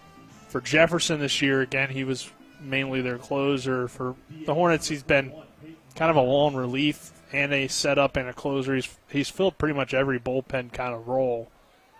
Only 1 start, like I mentioned. And I don't believe originally they planned on having him on the team, but a few changes to the roster. He was just kind of going to be when he was available kind of guy. And then once they got to this point, probably wouldn't have been with the team. But some things changed with the roster, and he is here and has played really well. 0-1 count, 2 down, 2 on. Yeah, I think he's been too valuable to, if you didn't have him during this tournament, you'd be a little scared. This one popped up and foul and out of play here from the batter, Myers. So quickly it's 0-2. I'm excited to see what Caleb Fletcher can do next spring. He'll be a junior. I would presume he's going to start a whole lot more games. 0-2, 2 down. Next pitch misses high for a ball. But, of course, he's had a really good summer for the Hornets. Myers did strike out his first time up. It's the only strikeout on the day for Quakertown. Runner on second base, 1-2 count. And a runner on first as well. The next pitch from Fletcher's a swing and a miss. Strike 3. 2 runners stranded on the base paths. And Caleb Fletcher gets the strikeout to end the inning. But Quakertown takes an early 4-2 lead. We head to the third. This is American Legion Baseball from Morgantown here in the regionals on Talk Radio, WRNR and TV10. We're back in 60 seconds. We're the Skinner Brothers. Most folks only need a lawyer once or twice in their lives. And when they're injured or in an accident, most people don't know what to do. We get it. It can be overwhelming. Nobody likes to be told you need a lawyer, but that's why we're here. We want to get you back to your normal life and help you recover. So if you or a loved one has been in an accident, give us a call. Let us figure out how we can get you compensation. Reach us at SkinnerWins.com or Google Skinner Lawyers. We'll treat you like family. At Carter Myers Automotive, what we do today will tomorrow become what we've done. That's why Owners Just Do More no longer defines us. Our work is never done because what we live by doesn't have a finish line. We care. Our company of owners is moving lives forward every day by finding more ways to care before, during, and after your purchase. Because when you're happy, so are we. Carter Myers Automotive. Proud to be the owners who just care more. Back here to Morgantown, West Virginia at Dale Miller Field. Hornets trailing 4-2 in the regionals. It's the Pennsylvania champions, Quakertown, taking on the West Virginia champions, Berkeley Post 14. Nick Verzolini, Dylan Bishop, happy to have you with us wherever you may be watching, whether it be on TV10 in the Berkeley, Jefferson counties, or on the radio if you're tuned in that way, or, of course, on YouTube, WRNR TV on YouTube. This one fouled away here by Baden Hartman. And so lead things off to begin this inning for the Hornets. And, Dylan, we saw a nice little rally for Berkeley Post 14 from the bottom of the order in the second. 3 hits last inning off of Pellegrini. I think they were seeing the ball really well. Like I said, the first 3 hits were all straight right back up the middle into center field. We'll see what Hartman can do. The 0-1 pitch, a big swing and a miss for strike 2 as Baden goes down to the knee. Hartman flew out his first time. The shortstop again today for Berkeley Post 14. As we mentioned earlier, coming off of that most valuable player of the tournament in the West Virginia State tournament. This one misses inside for a ball, so Baden certainly playing well. He got off to a great start. Took a few games off to do some other things that he was doing during the summer, and as he hits this one foul down the line. And now is heated back up here toward the end of the year. Yeah, these 2, 3, 4 hitters coming up for Post 14. Pellegrini did retire all 3 of them in the first, but it's hard to do that against these guys. Here's the 2-2. Popped up toward the shortstop, Qualtiera, and he makes the catch for the first out as the shortstop pops out to his counterpart in Baden Hartman. And Colin Reed will come to the plate. He had the rare strikeout his first time. Yeah, this is your star-studded matchup here. Pellegrini delivers the next pitch to Reed, and it misses outside for a ball. Colin entered today hitting .554 for the summer, .646 on base, 41 hits, 11 doubles, 2 triples, 4 homers, 36 RBIs, 19 walks, and just 4 strikeouts. That was only the 5th time he struck out all season earlier today. And he just hit that one deep towards left field, but it was foul. So it's a lot of foul territory over there in the outfield. But I mean, those are incredible numbers for Colin Reed. Yeah, it's absolutely insane for anyone, any baseball player at any level to hit over 500. And there's on base and slugging percentage, whatever, he's just been insane to try to get out. So the numbers tell us that he should get a hit here. Right? Brought that up last at bat, and he's gotten more hits than outs. And to say that it's not like basketball where it's like, yeah, you made more shots than you missed. Like, no. Best player, like I said, the best players in baseball at the major league level get hits 30% of the time. 1-2 misses high for ball 2. So count even at 2 balls, 2 strikes, 1 down. 4-2, Quakertown on top of Berkeley post 14. The 2-2 pitch from Pellegrini is a bouncer that misses low for ball 3. Full count here on Colin. In the on-deck circle, his Washington teammate, Cam Moore. And the 3-2 hit on the ground, fouled again. Great at-bat, great battle between Pellegrini and Colin Reed. Pellegrini now with 52 pitches on the evening. You could really use another inning of making Pellegrini work his pitch count up. Try to turn this into a bullpen battle. Next pitch misses. No, called strike 3 on the inside corner from Pellegrini. Definitely a borderline pitch. And that strikes out Colin Reed. Or again, just the 6th time this season Colin Reed has struck out. That seemed inside. Yeah, I would say I initially thought it was ball 4. We don't have the angle that obviously the umpire has. But called strike 3 on the inside corner. I think it was close, but again, can't quite tell from our angle exactly where that pitch was. First pitch starts Cam Moore for strike as well. Next pitch from the big right-hander is lined into right field for a 2-out single. Oh. And then it gets away from Reich. Rolls all the way to the wall. Cam Moore is flying into third base, and he is safe. So Cam Moore, with 1 down, heads all the way to third. And it will be a double there for Cam Moore. 2 down. 2 down, excuse me. So. Yeah, you're not used to seeing a guy that plays a lot of catcher. Coming in, maybe. A guy that plays a lot of catcher, obviously he's playing right field today with Sifford behind the plate, but having the speed that he has, he is, and again, your cleanup hitter, you mentioned it first time around, he's not the traditional cleanup hitter. He has a lot of speed. They will rule it a triple since I guess it went in between his legs, so kind of a weird play there, but it allows Cam Moore to get on with the triple. I mean, that's a single and a 2-base error, but regardless, Cam Moore got himself on base, kept this inning alive to see if Sifford can get him in the score. Has an opportunity to do so. Landon Sifford will take that one high and upstairs for a ball. 1 ball, 1 strike. Runner on third and more. Chance to get into this lead a little bit at 4-2.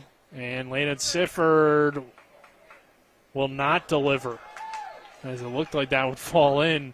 But Kozlowski flying into left center field to make the play for the final out of the inning.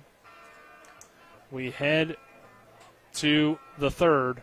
4-2, Quakertown on top. This is American Legion Baseball and Talk Radio, WRNR and TV 10. Join us at the Berkeley County Youth Fair for 8 action-packed days of fun for the whole family August 5th through August 12th. We're excited to welcome back Cole Amusement Company for our daily carnival. That's right, we said daily, because the carnival will be open every single day of the fair this year. And don't forget, you can skip the line and buy your tickets online at colerides.com. Follow us on Facebook for Fair Week updates or download the new BCYF app. We'll see you at the Berkeley County Youth Fair.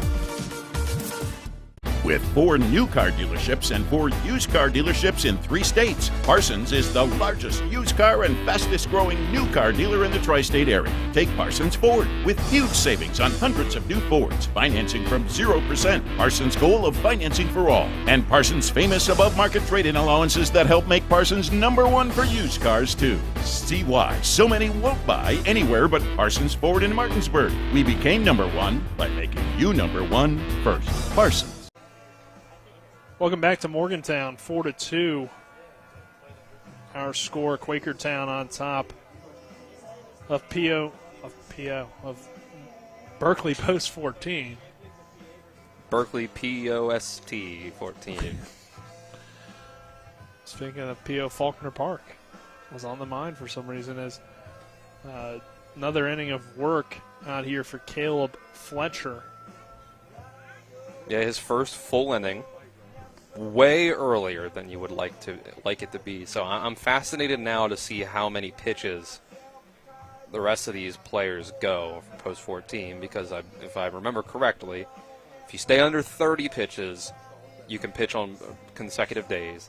45 is when you have 45 is, 31 I guess would be when you have to have a day's rest. 45 is 2 days rest. So my thought here is that the Hornets will probably go to their normal bullpen kind of guys and try to keep them at that 35-ish range. I mean, you do have a lot of innings to eat up here, so I don't know. Just kind of depends on how the game goes, I guess. But yeah, you have a lot of options. You got Ruest and DeLauder and Hartman and Buber and guys of the sort, Herndon, we Myers. haven't seen Bohr yet. Trevor Bohr, yeah, he did not. Didn't end up pitching in that state tournament, despite all the times he got up to warm up. So, could be a guy you go to here in 2-0 count. Yeah, like I mentioned earlier, just doing the math in my head on a 3 or 4 days rest, I'm not sure that you actually could throw Hartman and Herndon out there. Right. But everyone else should be available. So, misses inside there. 3 balls and no strikes. The next pitch from Fletcher, called strike 1. Schuler leading things off. He had a walk. Last inning would come around to score. The 3-1 from Caleb Fletcher is hit hard on the ground toward Riley Bubb at third, and Bubb throws the first in time for the out. That's the kind of contact that you're okay with giving up right at the infield. So if Fletcher can do some more of that, pitching to contact is one way to definitely keep your pitch count down. Obviously dangerous game to play, but Fletcher seems to be the kind of guy that can walk that tightrope. I mean, really, the Hornets, here's another one hit on the ground for Bubb, and Bubb scoops it up, throws the first. Hornets have out-hit Quakertown, throw in time for the out. 5-3, Yep. Quakertown has those 4 runs, but on just 3 hits. Yeah, because of all the walks that, Stottlemyre gave up. 6 of them. Yep, and more walks than hits between either team. Yeah. So if Fletcher can cut down on that, then maybe Quakertown doesn't have a read on him either when it comes to getting hits, and they can get some clean innings here. Kozlowski will take the first one for a called strike. 0-1 count with 2 outs. Next pitch from Caleb Fletcher. Misses inside for ball 1. 1 ball, 1 strike here on the center fielder. He made a good play to end that last half inning. This one misses low for a ball, 2-1 count. Kozlowski kind of has that Mike Trout type look. He wears the 27, has the glove in his back pocket like Trout does. Guess that's what he's probably going for, right? I'm sure if you asked him, that's his favorite player. This one's fouled away. Not a bad choice at all, right? No. There's not a whole lot of players better than Mike Trout. Probably only just one. And, his teammate. And that's Adley Rutschman. Okay. Oh, you're yeah, okay, 2. 2 players. The 2-1 pitch hits him.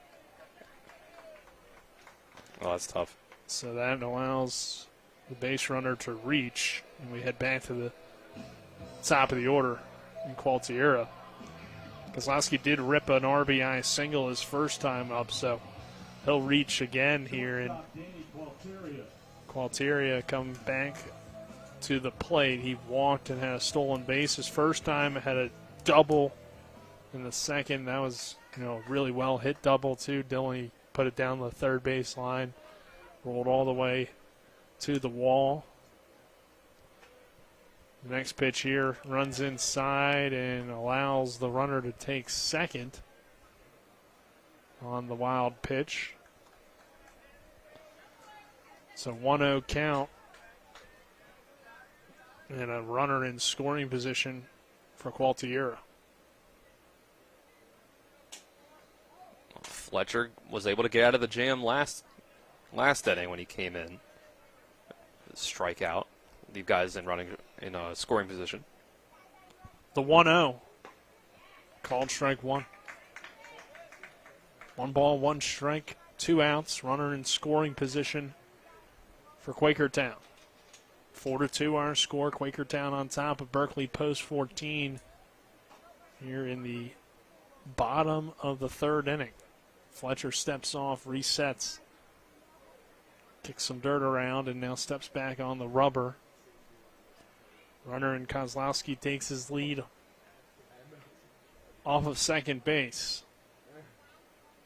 Fletcher checks and now delivers the 1-1 pitch. It's a breaking ball that misses outside for ball 2. So the Hornets trying to get out of this 3rd inning unscathed. 4-2 score. Fletcher again steps back on the rubber and kicks and deals and misses inside. Nearly came back, though. I mean, it did run pretty far inside, but not a bad pitch as it initially looked like it was going to hit. Quakertown at the plate. 3-1 count. Pitch from the right-hander to the lefty is swung on and missed for strike 2. Yeah, battled back.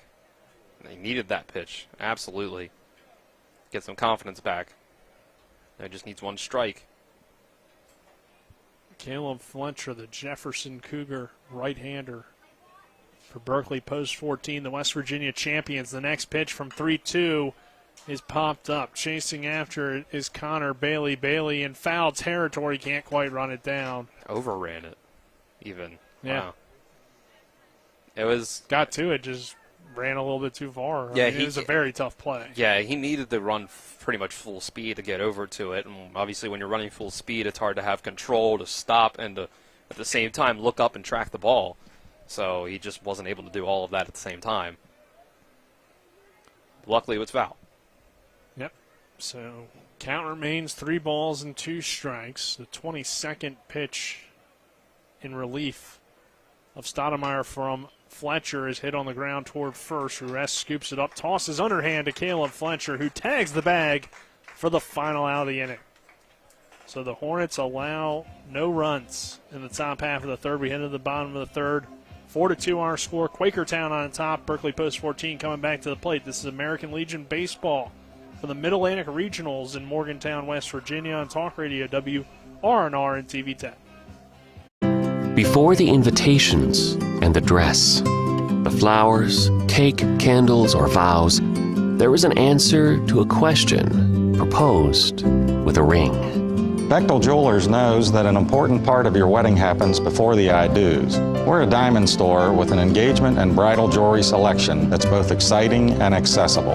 On the big day, there's everything else, and there's the ring. Make sure you get this one right at Bechtel Jewelers in Inwood. When will I be able to retire? How do I make the most of the money I have? How do I leave a lasting legacy to my loved ones? I'm Philip McCoy, financial advisor with the Mirius Group, a private wealth advisory practice of Ameriprise Financial Services Incorporated. Call us today at 304-263-4343 to help you make the most of your financial future. Our office is located at 1270 Winchester Avenue, Martinsburg, West Virginia. Ameriprise Financial Services Incorporated, member FINRA and SIPC. We welcome you back to Dale Miller Field here in Morgantown, West Virginia. It's the Mid-Atlantic Regionals here for American Legion baseball. The West Virginia champions, the Berkeley Post 14 Hornets out of Berkeley County, West Virginia, taking on the Pennsylvania champions, Quakertown, Pennsylvania. Here in Morgantown, it will, as we head to the top of the 4th, our score 4-2. Quakertown on top, and Riley Bubb sends a shot into left, but making the play is Brandon Schuler. Overall, Schuler's been pretty impressive over there in left. Even a lot of the Hornets' outs have been really good, solid contact. It's just a lot of it's been right at the infielders and outfielders. Mostly the outfielders. Bub flies out.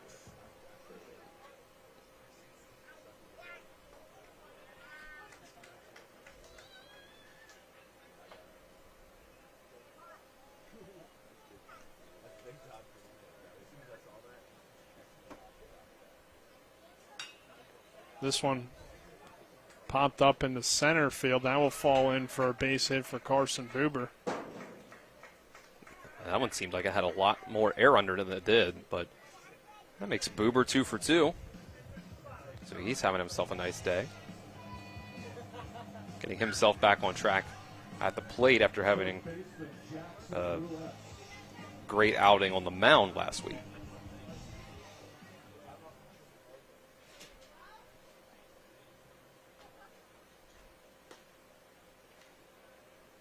Next pitch misses for a ball.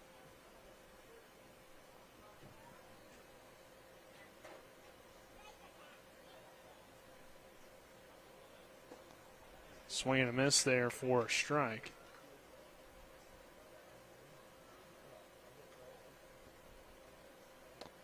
4-2 our score. There's a swing and a miss for strike 2 from Ruest.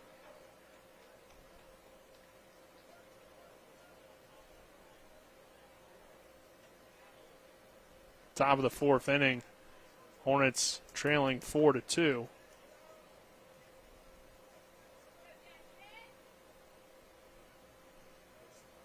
Hopefully Ruest can continue this inning, move Buber up. They got to get something going here soon. Yeah, Jackson singled his first time as part of those 3 straight singles that led to the 2 runs for Berkeley post 14. Back in the 2nd inning as Ruest sends a chopper toward short. Qualtiera can't pick it up, though, cleanly. And with the error, the Hornets have a runner on first base and second base.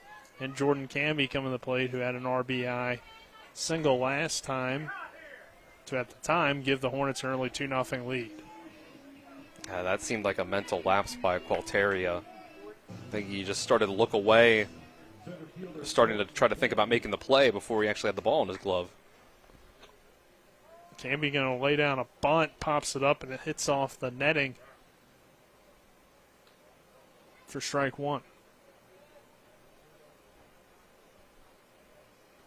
I don't hate that move, but, Camby might catch the defense off guard, and then Camby could potentially reach on a bunt there as he swings here and lifts it into a tough running play, and making it is Schuler for the second out. So I don't know if they were necessarily doing your typical sack bunt. You could potentially bunt for a hit there.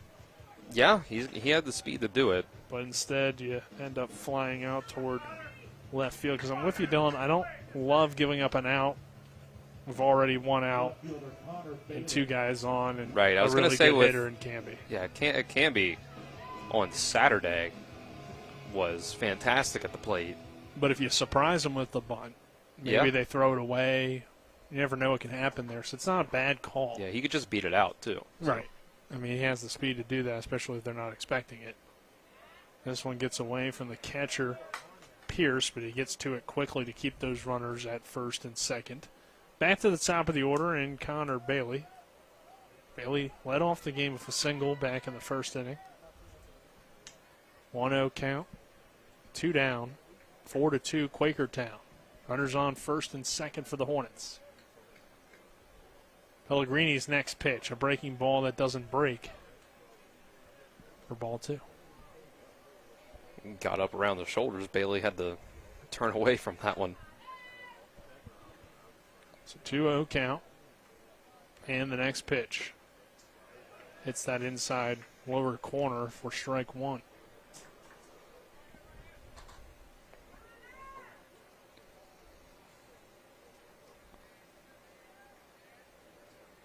The 2-1.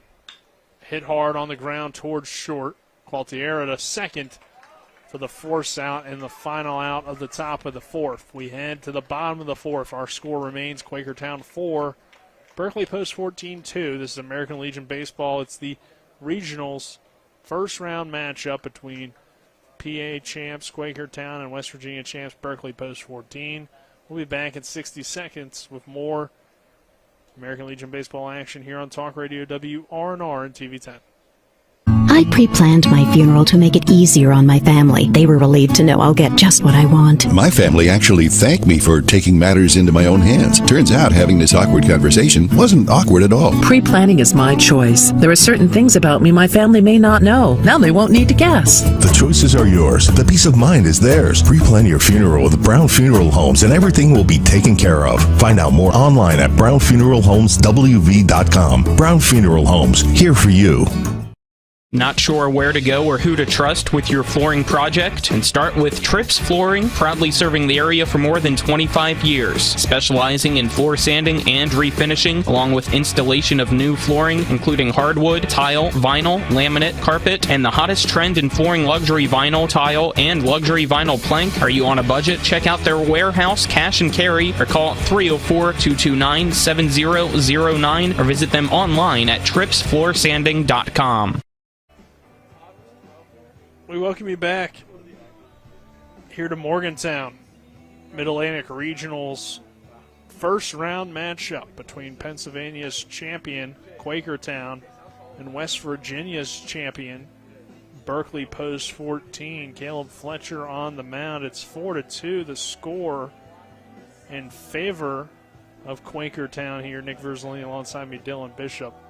Dylan, so we get into the fourth. Or bottom of the fourth, I should say. Hornets kind of running out of some opportunities at the plate. Seems like Pellegrini has really settled in. But so far, I mean, besides the walks, like, the Hornets have done a lot of good things in this game to potentially be leading or at least maybe even be tied. I mean, there's 3 errors on the other side as well. Like, if you take away those walks, who knows what kind of game we have.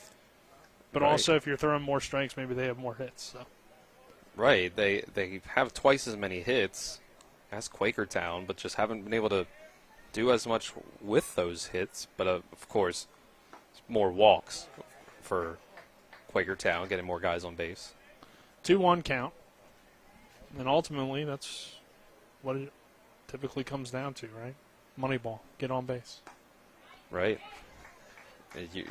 2-2. I mean, the movie kind of simplifies it a little bit, but. Right. The 2-2 count misses outside for ball 3, but if you do get on base consistently and you can get those runs across, then it doesn't matter how many hits you have, as long as you have more runs. 3-2 count, and the next pitch is hit hard and gets down for a base hit. The 4th hit of the day for Quakertown. Yeah, this is a lot of pressure to have on this bullpen. Coming in and starting out with Fletcher as early as he is. We are seeing a little more movement. I think it's Lane DeLauder going over to the bullpen. But every time the Hornets go up the bat and get nothing, that's another clean inning that you really need from your pitcher.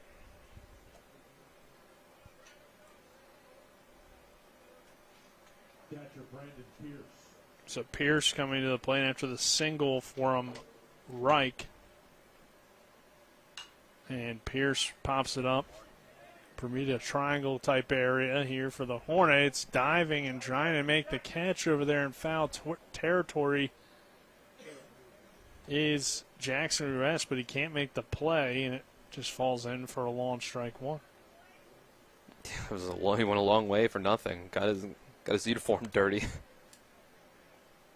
But a little good bit effort. hobbled as well, so hopefully Ruess feels all right after trying to make that play over there in foul territory. The 0-1 is hit hard. Going back is the left fielder Bailey, but it will stay in the park here at Dale Miller Field and be caught for the first out, excuse me. So Pierce flies out to left. And Bile coming to the plate. Bile so far, 2 RBI double and a fly out on the day. First baseman.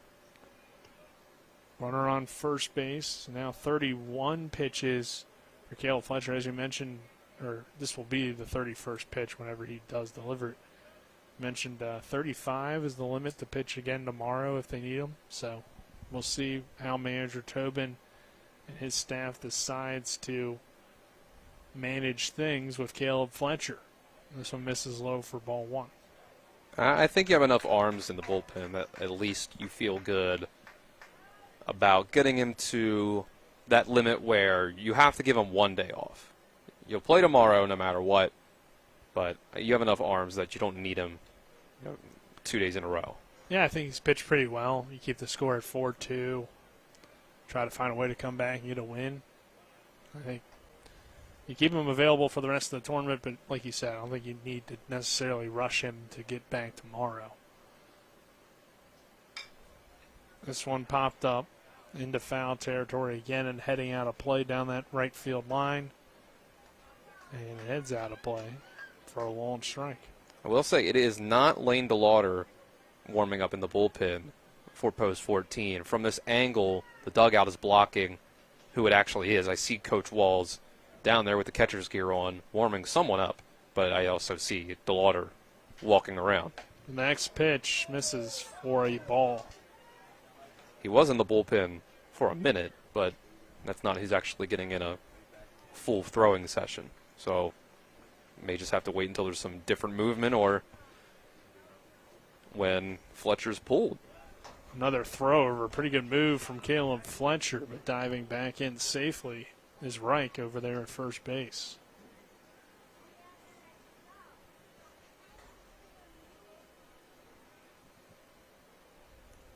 One ball, 2 strikes, 1 out. Next pitch from Fletcher. Misses outside for a ball. 2 balls, 2 strikes. Well, you hope you can at least get through this inning before he gets to 45, which I believe is the number.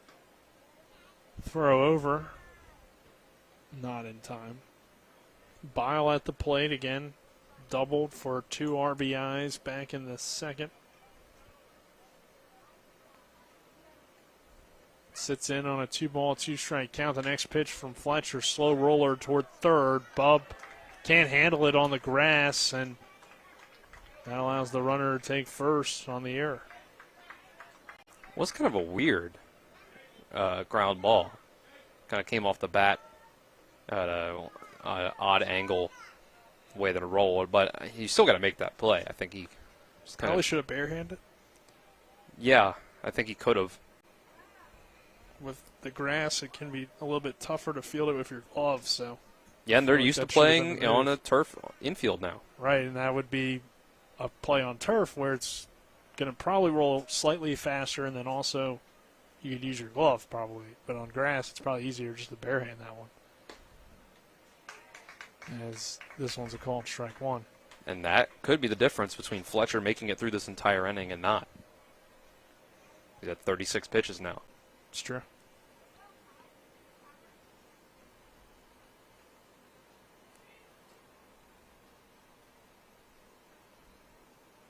Fletcher steps off here, checking his runners.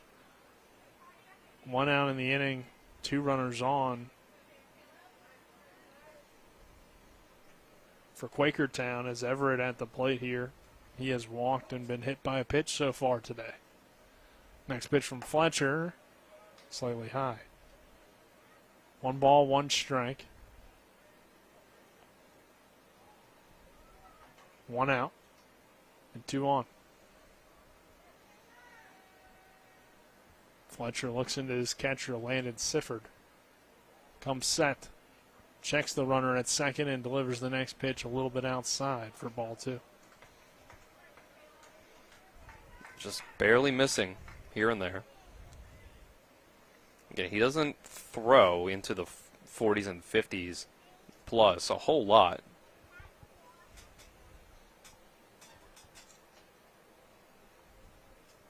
Fletcher's next pitch on 2-1 is fouled away by Everett. Ty Everett, also a Caleb Everett on this team, the third and second basemen. So it's been Chase Herndon throwing in the bullpen for post 14. That's a little bit interesting. Threw 105 pitches on Saturday.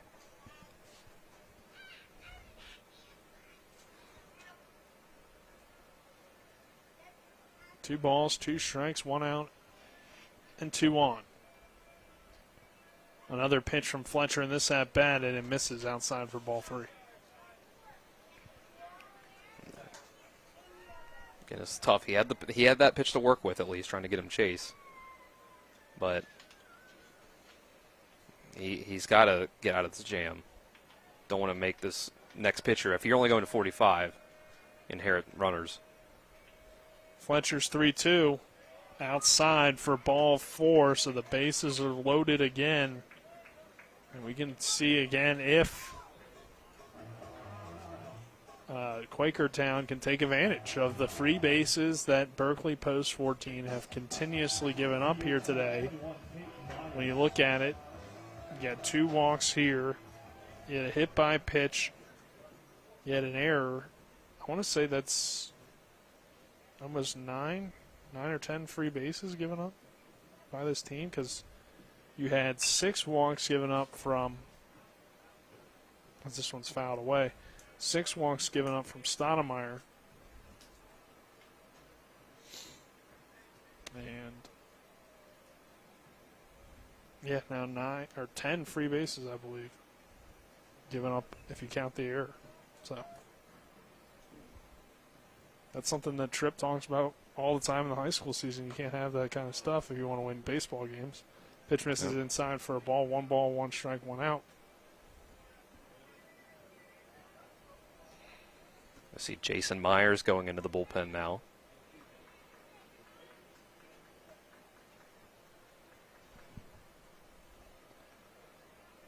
So a lot of movement over there. The 1-1 pitch fouled away.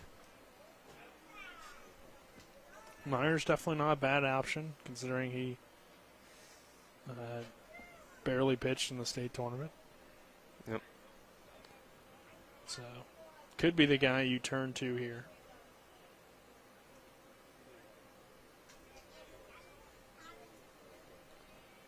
This has been a long bottom of the 4th. Yeah, but now Trevor Bohr has gone down to one end of the bullpen, but I believe he's catching, really, for Jason Myers. And I think it's now Lane DeLauder warming up with Coach Walls. So they're trying to get a lot of arms ready to go. I think it tells you probably seeing about 30 pitches from any other Hornets pitcher from here on out. This one runs in and hits the batter. That will drive in the run and make it 5-2. So Myers is on for the first time here today with the hit by pitch after 2 strikeouts earlier. And Schuler comes to the plate. He has walked and grounded out so far today. Yeah, that's tough. Like I said, Pellegrini has pitched well, even with the 6 hits. He's been able to only keep it to 2 runs, so you gave him more insurance. Next pitch from Fletcher is low for another ball, so Caleb just losing some control here. I mean, some of it not on him. I believe we had an error earlier, so.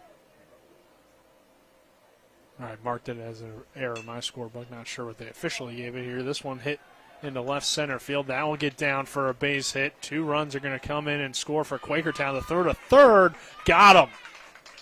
So get the second out, but Quakertown does add 2 more runs. It's now 7-2 on the RBI single from Schuler. So you trade the out for 2 runs if you're Quakertown. I think it's interesting to note that Fletcher, Coach Tobin's kept him in the game over 46 pitches. He's at 48 now, which does mean he's now at a required 2 days of rest before he can pitch again. Throw over. Not in time. I mean, at this point, the Hornets would be headed to the loser's bracket. Now, there's a lot of time left, and we have learned already during this postseason run for Berkeley Post 14, don't ever count this team out. Learned that throughout the regular season as well, as there's another hard hit ball, though, into left center field, and another single. This one coming from Everett of Quakertown. But I think you got to look at it, too, that this could be a team that, if you want to have a long tournament, it's going to have to go for the loser's bracket at this point in the game. It's at least your mindset from a manager perspective. So you don't want to use too many arms if that's the case, but also you have to be aware to, keep him active for the remaining part of the tournament if that's what you wanted to do heading in, which I would presume Cale Fletcher, one of your main bullpen guys, you would like to do that. This one popped up. Shallow right field, and making the catch in foul territory is Jackson Rest for the final out of the inning as Kozlowski flies out, but it's a big inning for Quakertown. They add 3 to their lead. It's now 7-2. This is the Mid-Atlantic Regionals from Morgantown, West Virginia. We head to the 5th. 7-2, Quakertown on top of Berkeley Post 14. We're back in 60 seconds. This is Eric at Hagerstown Ford. Over the last decade, the way we buy things have evolved. Now, you get on your phone, click Want It, and it shows up at your front door. At Hagerstown Ford, it is that convenient. We've changed the car buying experience on the I-81 corridor forever. And with a return policy better than Walmart, there's absolutely no reason to buy a new or used car, truck, or SUV anywhere else. Just like Amazon, Hagerstown Ford will deliver the vehicle to you, where you are, and on your time. And if you don't want it, return it. No questions asked. Why waste your time at a car dealership playing the dumb back-and-forth games? Besides, we hate it more than you do. I assure you, no dealership from Winchester, Virginia to Washington, D.C. will beat our price. No dealership from Chambersburg, Pennsylvania to Baltimore, Maryland will beat our price. And no other dealership will allow you to return it if you don't want it. Hagerstown Ford absolutely provides the best experience at the best price. Visit HagerstownFord.com to schedule your VIP experience. Click on the vehicle you want and get your new ride delivered to you at no risk. See dealer for details. We welcome you back to Dale Miller Field here in Morgantown, West Virginia, 7-2. Quakertown leading Berkeley Post 14 as we head to the 5th inning. Nick Verzolini, Dylan Bishop, happy to have you with us. Kyle McLaughlin, our cameraman. And back in the studio is Spencer Dupuis. 7-2 the score, Quakertown on top of the Hornets. As we continue this one here, and Dylan, overall, the Hornets have had some good offense with the 6 hits, but haven't been able to really string anything together since the early part of the game. Baden Hartman sends this one into left field. Schuler goes back and makes the play for the first out. You got a lot of runs to make up. And first pitch swinging against Pellegrini now, I don't know. You're going to want to take some more pitches when you can. He's at 74 with that one. So he's only a few pitches away from being at the 4 days of rest once he gets to 81. And then Pellegrini delivers that one for a first pitch strike. And max out at 105. But well, I think what shows you how good Pellegrini is Colin Reed does get a hit here. But prior to that, Colin had struck out twice today. And entering the game, he only struck out 4 times. And he's pretty much played in every game this season. So, when you don't strike out like that and you strike out twice, the guy must be pretty good out there on the mound. Yeah, and obviously they're going to try to max him out now at this point. Which makes sense. And you can feel comfortable doing it in a 5-run lead, but here's your opportunity to, he's getting more fatigued up there on the mound. See if you can do some damage before he comes out of this game. Unless he's one of those guys that gets better as the game goes on, which so far it kind of looks like it could be the case. Yeah, it might be. Next pitch from Pellegrini is a called strike. 1 ball, 1 strike, 1 out. Runner on first and Colin Reed after his one-out single.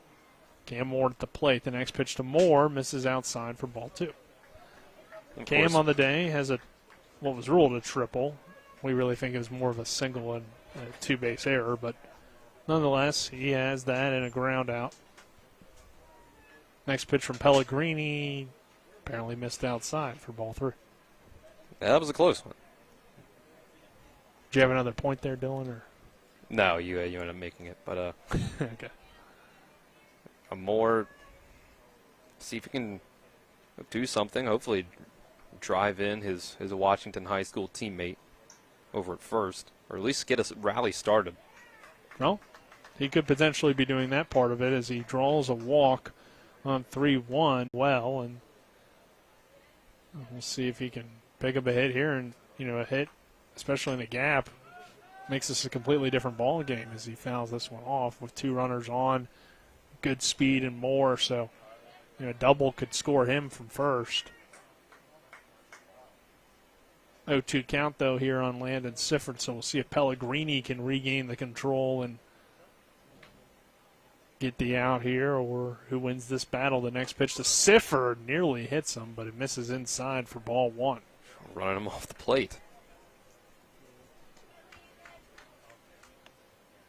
Sifford steps back into the batter's box on a 1-2 count. Pellegrini's going to step off, shake the hand out, then step back on and come set. Check the runner and Colin Reed at second. The big right-hander's pitch is lined into left center field. That time it gets down for a base hit. Could be 2.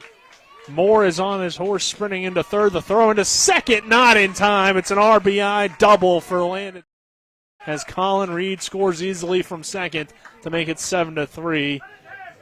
Quakertown still on top. There you go. Finally, the hot streak continues for Sifford. Great contact again. This time it just was able to get down. And not this time, didn't hit it right at somebody. So I'll bring Bub to the plate. He flew out and struck out so far today. Moore on third, Sifford on second. After the run comes in, and like we said, Dylan, we know the Hornets are not going to just lay down and die. Yeah, it's their 8th hit of the game. Like I said, I think they've been seeing the ball well off of Pellegrini. He's at 85 pitches now, and they have a mound visit. But if they can keep that up, they can get back in this. Absolutely. I mean, this is a team that we know has 1 through 9, like most of these teams, though, especially at this point. Everybody can hit, everybody can field pretty well. These are essentially all-star teams when you get into Legion baseball, and when you get to this point, too. I mean, these are some of the best of them. So we'll see what the Hornets can do and if they can continue to try to come back against a talented Quaker team, the Pennsylvania champs. Bub sends a slow roller on the ground towards short. Throw to first in time. That will drive in the run at the very least. So Riley Bub picks up an RBI on the fielder's choice. And it is 7-4. It's Carson Buber comes to the plate. He has 2 hits today. It's productive at bat. You've started to chip away at the lead a little bit. The only downside is that things kind of fell off the wagon for Caleb Fletcher as he got up over 40 pitches, or else it could be a tie game. Buber sends this one high into the sky into right field, and making the catch is Caleb Everett for the final out of the inning. But the Hornets do add 2. It's 7-4 as we head to the bottom of the 5th inning. This is American Legion Baseball and Talk Radio WRNR and TV 10. We're banking 60. The hunt for the 10th state championship is almost here, and legendary head coach Dave Walker is back to lead the Bulldogs to victory. Make sure your business isn't hidden on the sideline this season. Call 304-263-6586 and become an advertiser on Talk Radio WRNR and TV10 for the 2023 Martinsburg Bulldog football season. This is the home of Martinsburg Bulldog football all season long. Again, call us at 304-263-6586 to make sure your business is scoring touchdowns and not fumbling the ball this year. From breathtaking outdoors to unique local eats, world-class geocaching, and thriving local culture, Martinsburg, Berkeley County, West Virginia is where you can live your adventure. Berkeley County offers fantastic outdoor experiences, from our rugged hiking paths to scenic nature paths, public parks, fishing streams, and nature preserves. Cap off your outdoor adventures with a stroll through historic downtown Martinsburg. Join us and immerse yourself in our rich local history and scenic surroundings. Check out upcoming events and plan your adventure at travelwv.com. We welcome you back here to Morgantown. American Legion Baseball. Nick Verzolini alongside me, Dylan Bishop, Colin McLaughlin, our cameraman, back in the studio. Spencer Dupuis. First round of the Mid-Atlantic Regionals here in Morgantown, West Virginia, live from Dale Miller Field in Morgantown. It's the West Virginia champions, the Berkeley Post 14 Hornets, taking on the Pennsylvania champions, Quakertown. And Dylan, I just mentioned this to you. It doesn't make a ton of sense to me that champions have to play champions in the first round. Well, I have the answer to that question for you, Nick. There's only 2 non-champions in the tournament. Okay, well, there's there you go. 6 different states represented here. Pennsylvania, the only team with 2 other than West Virginia. Of course, West Virginia has 2 because the host team gets into the tournament, and that's, of course, Morgantown Post number 2. Well, what determines then that Pennsylvania gets 2? It's a great question, honestly, because we got the Ohio champ versus the Maryland champ. They played today in game 1, yes, and that was Frostburg, Post 13, or Fort Cumberland, I should say, Post 13, who lost, which if Post 14 were to lose this one, that's who they'll play at 10 a.m. tomorrow, and Post 14 won a game against them 5-4 on July 15th. But you had the New Jersey champ against the Pennsylvania runners-up right before this game. And following this, it's Morgantown against the champions of Delaware. Maybe it's just because I'm from Pennsylvania, so they feel like all Pennsylvanians deserve more opportunities to win. And maybe that's it. I don't know. 1-0 count here. And as Fletcher remains on the mound for the Hornets. Yeah, I wonder if they'll cut him off right at 60 or if they'll let him keep going. Qualtiera takes this one high and inside for a ball. Or it's possible and most likely that it's Pennsylvania is the largest state, so maybe that's why. I don't know. Possible. I have to do more research on that. But the 2-1 count here. 7-4 the score. Again, we won't be here for the rest of the tournament, so unfortunately, we had prior plans to do, of course, our high school football preview shows. The Berkeley County Youth Fair. Berkeley County Youth Fair is a big reason there as well. So just kind of things that were prior scheduled, and obviously we made those commitments. So we will not be here for another game, unfortunately, for this tournament, but certainly have enjoyed our coverage of the Hornets this season, and that will do it here for Cale and Fletcher. 7-4, Quakertown on top. We have a pitching change when we come back after the leadoff walk. This is American Legion Baseball on Talk Radio WRNR and TV10. We'll be back with Jackson Ruest on the mound. We're back at 60. We are the Skinner Brothers. Most folks only need a lawyer once or twice in their lives. And when they're injured or in an accident, most people don't know what to do. We get it. It can be overwhelming. Nobody likes to be told, you need a lawyer. But that's why we're here. We want to get you back to your normal life and help you recover. So if you or a loved one has been in an accident, give us a call. Let us figure out how we can get you compensation. Reach us at SkinnerWins.com or Google Skinner Lawyers. We'll treat you like family. There's a local family moving in our territory. What do you want from me? Taste it. It's really good.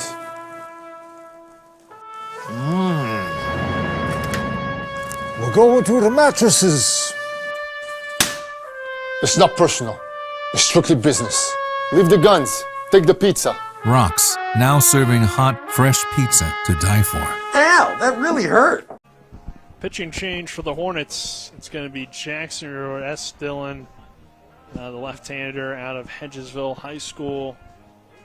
Of course, continuing his career at the college level.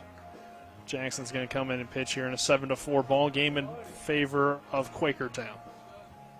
Yeah, we saw him last pitch on Thursday in the state tournament game. One of the ones, that was the one where Post 14 got up 5-0, ended up being down 8-5, ended up winning the game 10-8.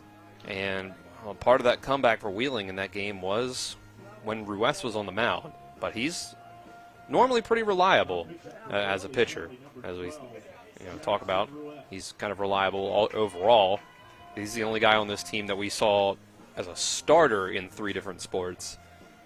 Baden Hartman coming off the bench for Musselman basketball. But they rely on him as a lefty that they can go to. So we'll see what he can do.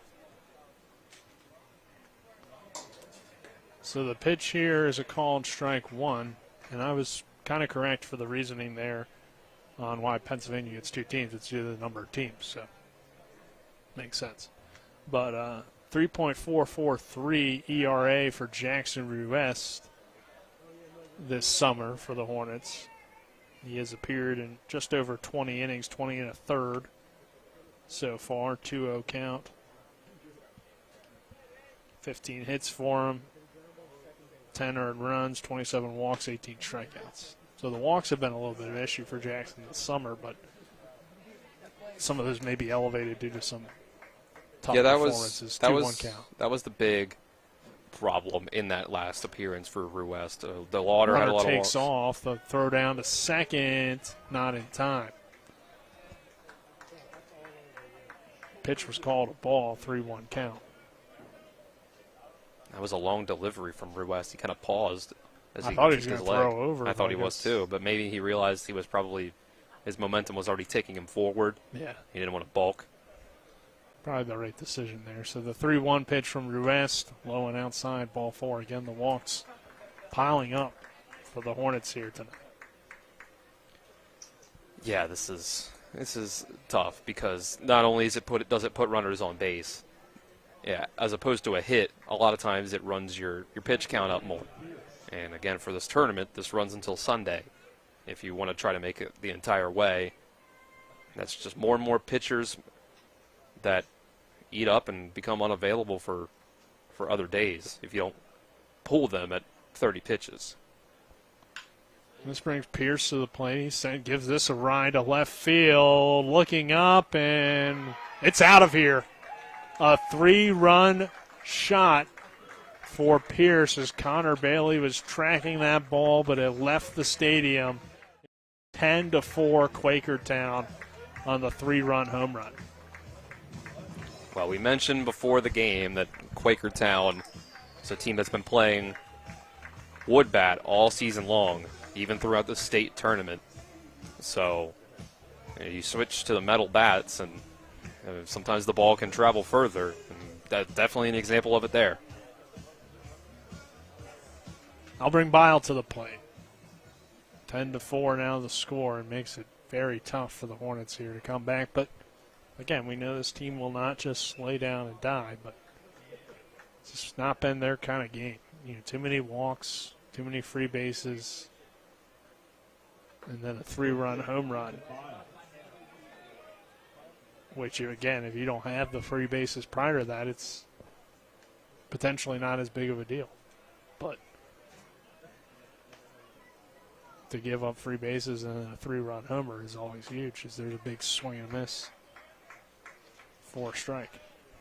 1 ball, 2 balls, 1 strike here, the count. And I'm sure it's easy to say why you throw Ruess out there when you've been warming up guys like, Myers and DeLauder in the bullpen. But Trip Tobin says, he said it often, that Ruess is a guy that can pitch multiple days in a row. So you can throw him out here for 30 pitches and then do it again tomorrow if you need to, rather than burning a guy who probably needs to get a day off in between. Yeah, and I think the other thing is you've kind of established Jackson as more of a reliever, and you've established those other guys that you mentioned as more starters. So if you're going to make a deep run, you're going to need your starters to have pitches available to potentially go the full game. And in a game that at this point was 7-2 just a few moments ago, it was 7-4, and now it's 10-4. You still have a chance in this tournament. I don't think you want to blow out all your arms in game one. Right, yeah, we saw it was only after one win in Charleston that the Hornets went down to the losers bracket, losing that second game to South Charleston. So one loss doesn't ruin this tournament for you. The 0-1 is hit into center field for a base hit for Bile. So they continue, or I'm sorry, after Bile reached, it was Everett here with a single. And now Myers coming to the plate. Hits are now even at 8. 3 errors for Quakertown, but the Hornets haven't taken too much advantage of that. Just 4 runs put up for Berkeley post 14, 10 for Quakertown. And as we noted earlier, and really throughout the broadcast, the free bases have been very significant. Yeah. There's a check swing there, 0-1 count. And again, if you threw strikes, who knows? This team obviously can hit. I'm not saying that Quakertown can't hit, but it could have either been strikes leading to outs, or it could have been strikes leading to more hits, for all we know. So, pitch misses low for ball 1. 1 ball, 1 strike. Myers, the DH, 2 strikeouts, a hit by a pitch for him so far. Has an RBI opportunity with a runner on second, another runner standing on first base, and the 1-1 from Ruest is low for ball 2. Notice over in the post-14 dugout, Chase Herndon was talking to manager Trip Tobin. Now he has on a batting helmet and gloves, so I think whoever's one of the first 3 guys due up in the next half inning, probably about to be pinch hit for by Chase Herndon. There's a swing and a miss for strike 2. I think we are at Jackson Ruest, so that might be it there. I think it's Ruest, Canby, and then top of the order. So there definitely could be an option there. 2 balls, 2 strikes, 2 on. Especially now, Jackson's already at 17 pitches. You're trying to keep him either under 30 or under 45 with no outs. Makes sense that you may just try to get Herndon, a hotter hitter, up at the plate. There's a swing and a miss for strike 3. Yeah, I mean, at this point, Colin Reed has been moved from DH to first, so no longer a DH in the ball game. So it would make sense to go to Herndon, I think, to lead things off. But big out there for the Hornets considering how things have gone. Myers has had a tough day at the plate. And now Schuler will come to the plate. He takes that one. I believe it called, no, it missed for a ball. Excuse me. 1-0. Schuler, the left fielder, at the plate, made some good defensive plays so far. A walk, ground out, and a 2 RBI single as last time. Takes that one outside for ball 2. Hornets just haven't been able to get a whole lot of first pitch strikes today. Yeah, they've been falling behind, and once you do that, it's an uphill battle. Fletcher had a little bit of a run in the middle innings where his control looked pretty good, but it fell off quickly. And this one hits the zone for strike 1. Ruest seems to be in a little bit of a funk on the mound just recently in general, from what I can remember at least. 2-1 count here. The next pitch from Jackson hits the zone for called strike 2. Yeah, I believe he only ended up going an inning on Thursday of last week before he was pulled for Caleb Fletcher. And there was a lot of the same problems Lane DeLauder had, who he came in for, a lot of walks. The 2-2 pitch misses high for ball 3. I think it's worth noting that you are at the point. It's a 6-run game, 2 runners on base. That means that guy on deck for Quakertown, if he were to come around to score, assuming this batter also got on base, you'd be at a 10-run lead in the 5th inning. It's true. This one's flown out there to left field. Bailey makes the catch for the out. Now 2 down in the inning. So maybe Jackson has regained his control here as he was able to get a strikeout and a fly out. That will bring Everett to the plate, and Caleb Everett, the second baseman, has flown out, grounded out, and single. 2 down, 2 on, 10-4. And the next pitch. Called strike. The throw down to first. Not in time. Looked like a solid throw from Landon Sivert. It was a great throw. I think he just wasn't quite far. The runner just wasn't quite far enough off the base. Good tag on the other end from Reed as well. 0-1 count here. 2 on for Quakertown, 2 down. Everett at the plate against the lefty Ruest. The left-hander's pitch is high and outside for ball 1. From a Quakertown perspective, pitcher Pellegrini is up to 87 pitches. Still would probably try to give him the full way, especially if a 6-run lead. If it was maybe a 5-4 game, maybe you make a change, but not the case. Bub will field this one on a ground ball hit toward third and step on the bag for the final out of the inning. So Ruest does his job after the home run. And we head to the 6th. Our score, Quakertown 10, Berkeley Post 14-4. This is American Legion Baseball and Talk Radio, WRNR and TV10. We're back in 60.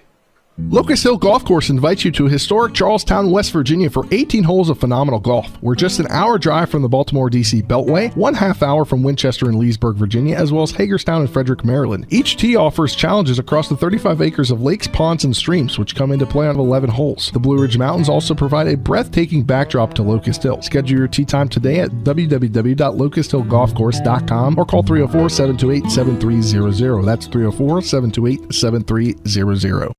Radon is the second leading cause of lung cancer deaths in the United States each year. But do you know the radon levels in your home? Home is a place to live, love, and laugh, not a place to breathe air containing radon. The Berkeley and Morgan County Health Departments are distributing free confidential radon test kits, and you can get yours at the Berkeley County Health Department office in Martinsburg and the Morgan County Health Department office in Berkeley Springs. Protect your home and family. Get your free radon test kit today. We welcome you back to Dale Miller Field here in Morgantown, West Virginia. It's American Legion Baseball Regionals here on Talk Radio WRNR and TV10. Nick Verzolini, Dylan Bishop, happy to have you with us. As Jackson Ruest will lead it off, Chase Herndon's going to pinch hit for Jordan Campy. The pitch here hits the zone from Pellegrini, who now has thrown 88 pitches on the day. It's an 0-1 count. Ruest's next pitch misses outside for a ball, so Campy's day is done on his birthday. He goes 1 for 2 with a single and an RBI and a flyout. Herndon will pinch hit here. I'm a little surprised that you would take Campy out of the lineup. Maybe the thought process is you get 2 lefties versus the right-hander potentially? Maybe, yeah. I think that makes sense. I mean, Herndon's hit really well, too, lately. 2-1 count. Hit hard into left field. Going over and making the play is Schuler for the first out. And I think also you don't want to use another pitcher probably in a 10-4 game. So. Yeah. I mean, if you were only trying to throw 30 pitches for Ruest, he's at 27, but if you want to go 45 with him, then it'd probably not be the right move to sub him out now. You can still go 18 more pitches or so. So Herndon will pinch hit for Campy, and he'll take over in center field as well. The pitch to Chase is called strike 1. Herndon, of course, had the gritty performance in the Hornets state championship win on the mound, and Chase Herndon sends a rocket into right center field. That will get down for extra bases. Could be some trouble as Herndon is in there with a stand-up double for the Hornets with one out here in the inning, and now back to the top of the order, so the pinch hitting definitely working there. I was about to mention that Herndon had a really clutch RBI triple in Thursday's game in the tournament, and he came up big right there. It was a very similar looking hit, just a bigger field out in Charleston that it took longer to roll the wall. He had time to get 3 instead of 2. So that will bring Connor Bailey to the plate. And Bailey sends a shot back up the middle, charging in and making the play is Kozlowski. So Herndon's double. Now 2 outs in the inning after the Bailey line out, and that will bring Hartman to the plate. Hartman has struggled a little bit, 0 for 2 with 2 flyouts to left field. Baden stands in. Runner on second. The next pitch from Pellegrini is in there for a called strike 1. Baden hasn't really been able to get it going against Pellegrini, which just speaks to the talent up on the mound. This one at Chopper hit hard up the middle. Tough play, but shortstop gets to it and makes the throw to first in time for the final out of the inning. So the Hornets do nothing after the pinch hit double from Herndon. And we head to the bottom of the 6th with Trevor Bohr coming out to pitch. So our thought process was incorrect there, Dylan. And this is American Legion Baseball and Talk Radio WRNR and TV 10. We're back in 60. Join us at the Berkeley County Youth Fair for 8 action-packed days of fun for the whole family August 5th through August 12th. We're excited to welcome back Cole Amusement Company for our daily carnival. That's right, we said daily, because the carnival will be open every single day of the fair this year. And don't forget, you can skip the line and buy your tickets online at colerides.com. Follow us on Facebook for Fair Week updates or download the new BCYF app. We'll see you at the Berkeley County Youth Fair.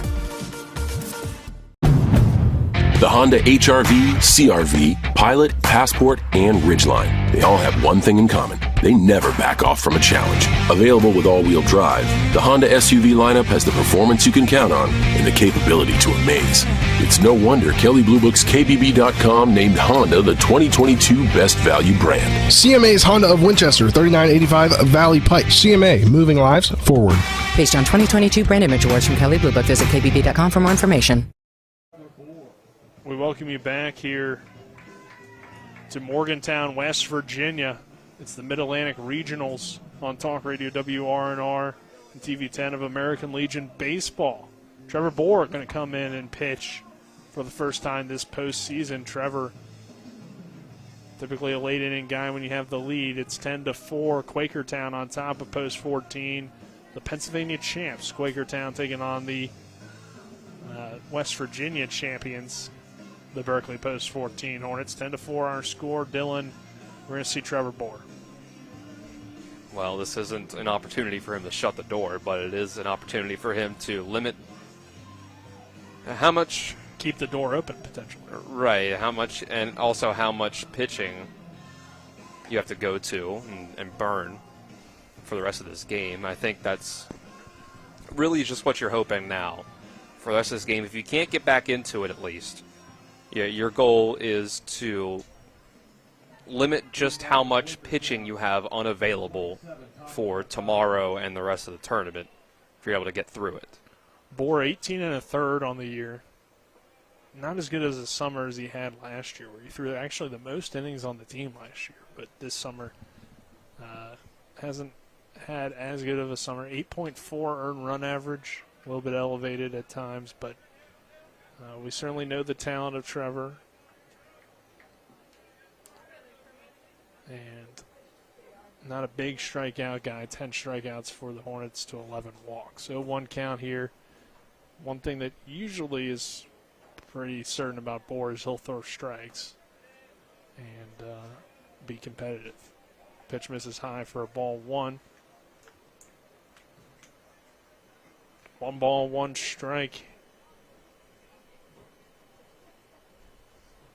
on Kozlowski, and Kozlowski lifts this one out toward left field and foul and out of play over on the left field line. Kozlowski, an RBI single back in the second, a hit by pitch, a fly out for him on the day. So 1 for 2 day for him. I should say 1 for 3. Excuse me. The 1-2 pitch, swing and a miss, strike 3, drop third strike. Sifford throws the first. Not in time. Kozlowski beats out the drop third. Well, that just kind of sums up the day for the Hornets. Yeah, Landon thought he had a lot more time to make that throw over to first than he really did because he was speeding over there, and I guess he didn't realize it. Gualtieri now coming to the plate. He has 2 walks and a double so far. Gualtieri awaits the next pitch from Bohr, and he smacks this one into left center field. That's going to get down for a base hit. Herndon comes up throwing to keep it to just a single. But there's now 2 on and nobody out. And an opportunity to continue to add runs here in this 6th inning for Quakertown with Reich coming to the plate. He has walked every single time today. Yeah, this is a tough way to start this inning off. Let's see if Bohr can get things together quickly because it can fall off quick. Again, they gave up 3 runs last inning and 3 runs the one before that. And again, if you load the bases, one swing could end the game. You're down by 6 runs. Yeah. And this one's given a ride to left field. Going back is Bailey. He leaps, but it's over his head and out of here. A 3-run home run for Reich, a part of his 4-walk day. He adds a dinger, and it's now 13-4. Quakertown, and like you said, Dylan, just one run away from run rule. Yeah, Bohr just hung that one. And again, this team's got a lot of power. They're used to playing with wood bats, so the metal's going to go even further. Yeah, I mean, it's tough, because for Trevor, he could have started with a positive thing, a strikeout, but he had a drop third strike, and the throw down wasn't in time. So now you've kind of gotten out of what was a positive rhythm into a negative rhythm as there's a base hit up the middle from Pierce, who had a 3-run homer earlier in the ball game, and now Bile coming to the plate. And yeah, that's the winning run on base now. At this point, with it being 13-4, you're probably not going to see any more pitchers for the Hornets, especially in this point in the ball game. Bohr delivers the 1-0. Breaking ball misses high and outside for, first pitch here as the scoreboard wasn't reset, so 1-0 count now. Runner on first is Pierce with the single. Bile fly out, an RBI double, an error, and a single today. Throw down to second, got him for the first out. So the stolen base attempt is taken away by Landon Sifford. Well, with the jump he got, I did not think that was going to be in time. What a throw by Sifford. We've had a few that have been close, gone the other way toward Quakertown. I thought he was going to be safe. I thought off the jump, but I think the throw did. I think it was a good call by our second base umpire there. The 3-0 from Bohr is high for ball 4. And that will bring Ty Everett to the plate. For those of you not keeping track at home, the Hornets have now given up a lot of walks, as we know, and in total, it is 9 walks for Berkeley Post 14 given up. Yeah, we should mention that Sifford's 2 for 4 now, trying to throw guys out. Yeah, I mean, he's got a really good arm behind the plate. Absolutely. And certainly makes it tough for guys to run as this one's low for a ball. But Dylan, 9 walks, a few hit by pitches here today, a drop third strike, a few errors for the Hornets. Only 1 error, actually. But the point is it's been a lot of free bases given to this Quakertown team, which obviously they've shown with their power. If you give them multiple opportunities, they're going to put runs on the board, and they've done that. So give credit to Quakertown, obviously, for the runs produced. 13, but just a lot of mistakes from the Hornets, and this is not the best version of Berkeley post 14 that we've seen today. No, and we did just get a stolen steal second base there. So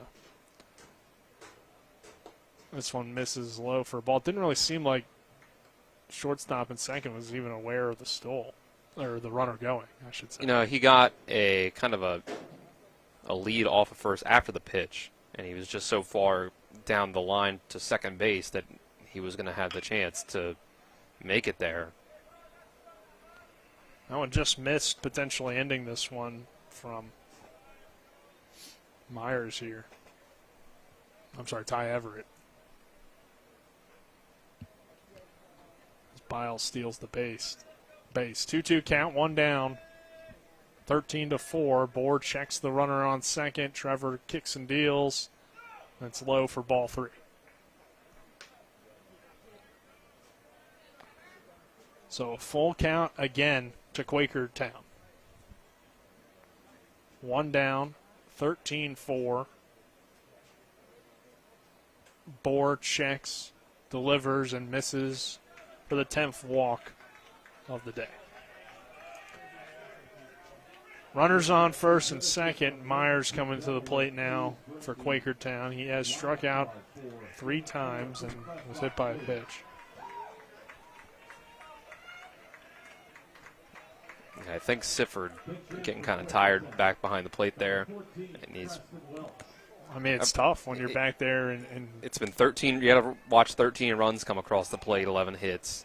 Well, not only all that, these walks, but 10 walks. All those walks means most of these pitchers are, missing the zone. Yeah. So you're moving around quite a bit, probably blocking balls. So, I mean, you're getting beat up back there. It's definitely not an easy job, even when your pitchers are throwing a perfect game. But nonetheless, all these walks today. So. Yeah, there's ball 1. But I think with 1 ball, 1 strike. By the way. With tomorrow's game being at 10 o'clock, I think that pretty much in the morning, I could pretty much guarantee that Cam Moore will catch tomorrow, so that'll at least be a bit of a break for Sifford. 1-1 count, swing and a miss, strike 2. If I had to guess. Luckily, it hasn't been as hot today as it was in Charleston. Right. I think if I had to guess, maybe Sifford's been hitting the ball well enough that you still want him in the lineup. Put him at DH, and Colin Reed probably start tomorrow at first base. Yeah. See who starts. 1-2 pitch, swing and a miss. Strike 3 for the second out. A good recovery by Bohr. Myers has had a tough day at the plate, but Schuler will come to the plate now.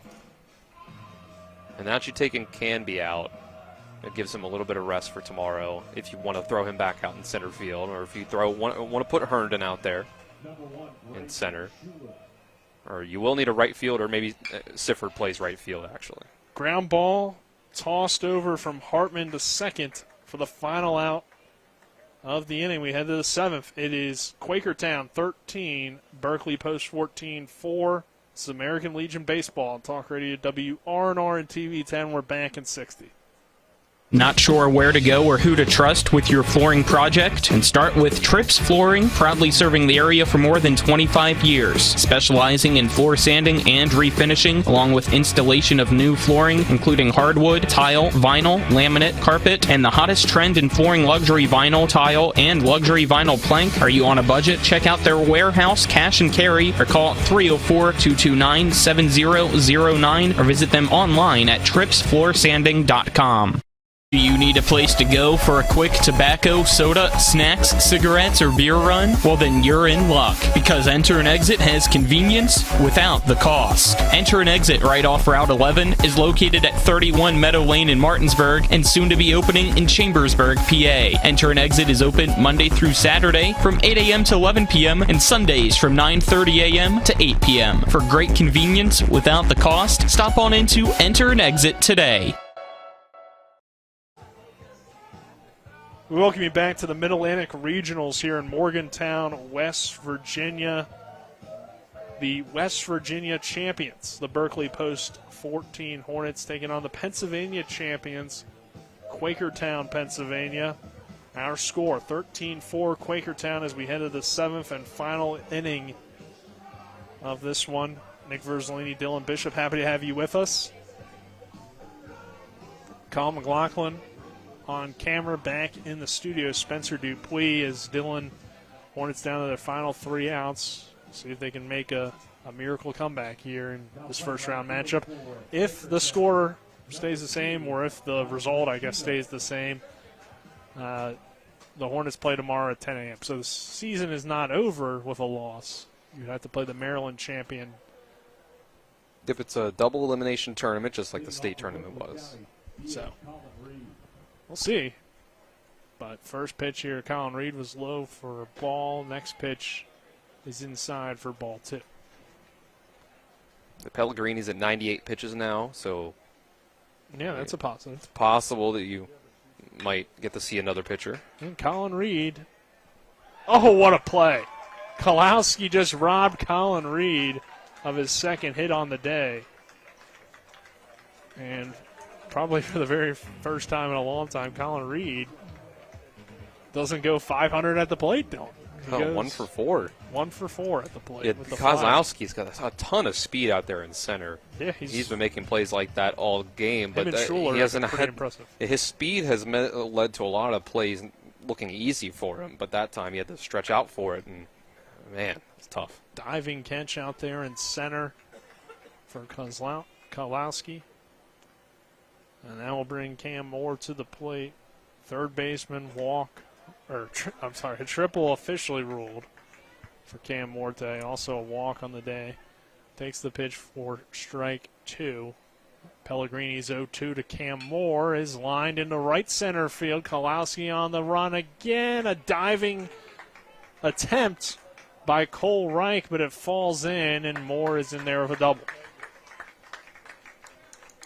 Almost another great play by Quakertown, but just off the glove. Another good day at the plate for Cam Moore. I'll bring Sifford to the plate. He has flown out, hit a RBI double as well. Sifford hitting here with a runner on second and 1 down. Pellegrini's pitch count now at 102. The 103rd pitch is high for a ball. So he only has 2 pitches left unless he gets Sifford on this pitch. Then he can go past 105 if he gets to the next batter. Yeah, I think Sifford took that one knowing that now he can swing away at this one, and he'll be the last batter that he faces. Pellegrini's next pitch misses outside for a ball. Pitch number 105. 2-1 count. Runner on second base for the Hornets. 13-4 our score in favor of Quakertown. And the next pitch from Pellegrini is high and inside for ball 3. Again, the Hornets, if they do end up losing this one, play tomorrow at 10 a.m. against the Maryland State champions. The 3-1 pitch is fouled away for strike two. Full count now. Beautiful night for baseball here in Morgantown, West Virginia.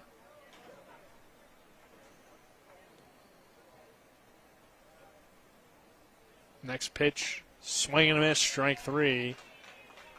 Pellegrini's day is done with the strikeout. Very good outing for him. Riley Bubb coming to the plate. Landon Sifford strikes out there. And we will have a pitching change When we come back, we'll update you on the new pitcher. We're back in 60 seconds. This is the American Legion Regionals here from Morgantown, West Virginia, the Mid-Atlantic region, on Talk Radio WRNR and TV 10. We're back in 60. The Classical Christian Academy at Bethel is helping create extraordinary futures. So we've seen improvements in our boys on the, as I said, arithmetic, reading and writing. I worked in the county, I worked in public school, and that's what I knew. And I knew I wanted to be able to give her more. So I would recommend this to anyone. You know, our daughter has thrived here. The family-like environment is exactly what she needed. The Classical Christian Academy at Bethel in Martinsburg, equipping children to lead lives of significant impact. The WV Hospitals East Foundation is excited to announce the inaugural Dr. Frank Sabato Jr. Pickleball Classic to be held on Saturday, September 23rd at the W. Randy Smith Recreation Center in Inwood. Join us for a fun round-robin style pickleball tournament with start times at 8:30 and 10:30 a.m. Awards ceremony and lunch will follow. To register as a player or sponsor, call 304-264-1223 or go to wvmedicine.org/Berkeley/giving to download the registration form. We welcome you back here. Our pitching change is going to be the shortstop, Danny Qualteria, is going to come in and pitch for the final out, or at least what Quakertown is the final out. Our score 13-4. Hornets trail Quakertown here in the top of the 7th inning after Vincent Pellegrini's day is done. Riley Bubb coming to the plate. Unfortunately, Dylan Bishop, happy to have you with us. Runner on second and Cam Moore. Hornets, again, in action tomorrow, even if the score stands and they end up losing this one in the loser's bracket, with a chance to still advance in the double elimination tournament. 13-4 the score. So things not looking great, but you never know. That's the magic of baseball. Now that you get a new pitcher too, Dylan, could maybe be what they've been waiting for. Yeah, I mean, you've only got, an out to work with, but you never know. Next pitch here to Riley Bubb is fouled off. Count sits at 0-2.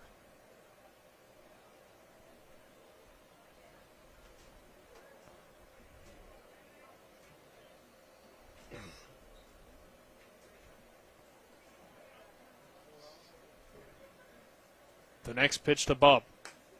Outside for a ball. 1 ball, 2 strikes on Riley.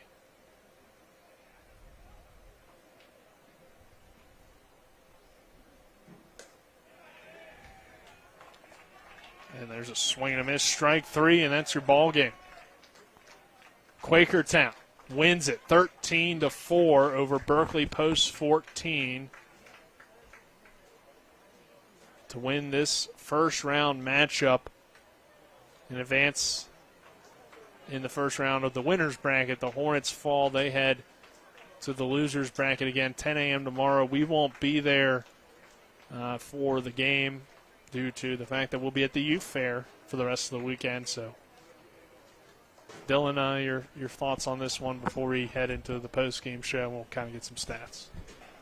Well, once you didn't really get a great outing out of Stottlemyre to start things out, he did great in his last time pitching against South Charleston in the state tournament, but you didn't get to quite the same outing. Had 6 walks in just an inning and a third before he had to have Caleb Fletcher come in. It just kind of went from there. A whole lot of walks up on the mound, and that's just not something you could do against this Quakertown team that had a whole lot of power, and they showed it today. And then Vincent Pellegrini just pitched kind of a gem. I mean, he ended up giving up 10 hits, but it was good enough. It was only 2 runs in the second and then 2 runs in the fifth.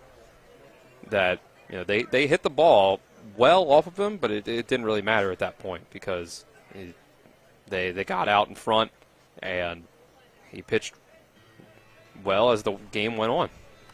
All right, we'll take a minute break. On the other side of that break, we'll give you the post-game stats. This is American Legion Baseball and Talk Radio, WRNR and TV 10.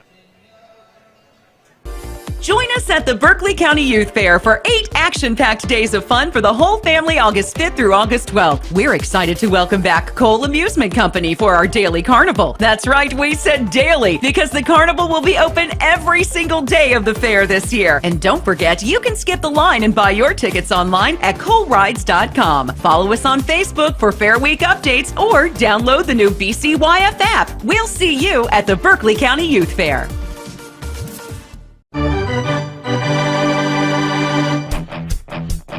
The game may be over, but don't go away just yet. We've got a complete game recap, analysis, stats, the player of the game, and we'll prepare you for our next broadcast. All on the post-game show. So let's return to the field and rejoin our Talk Radio WRNR broadcast team.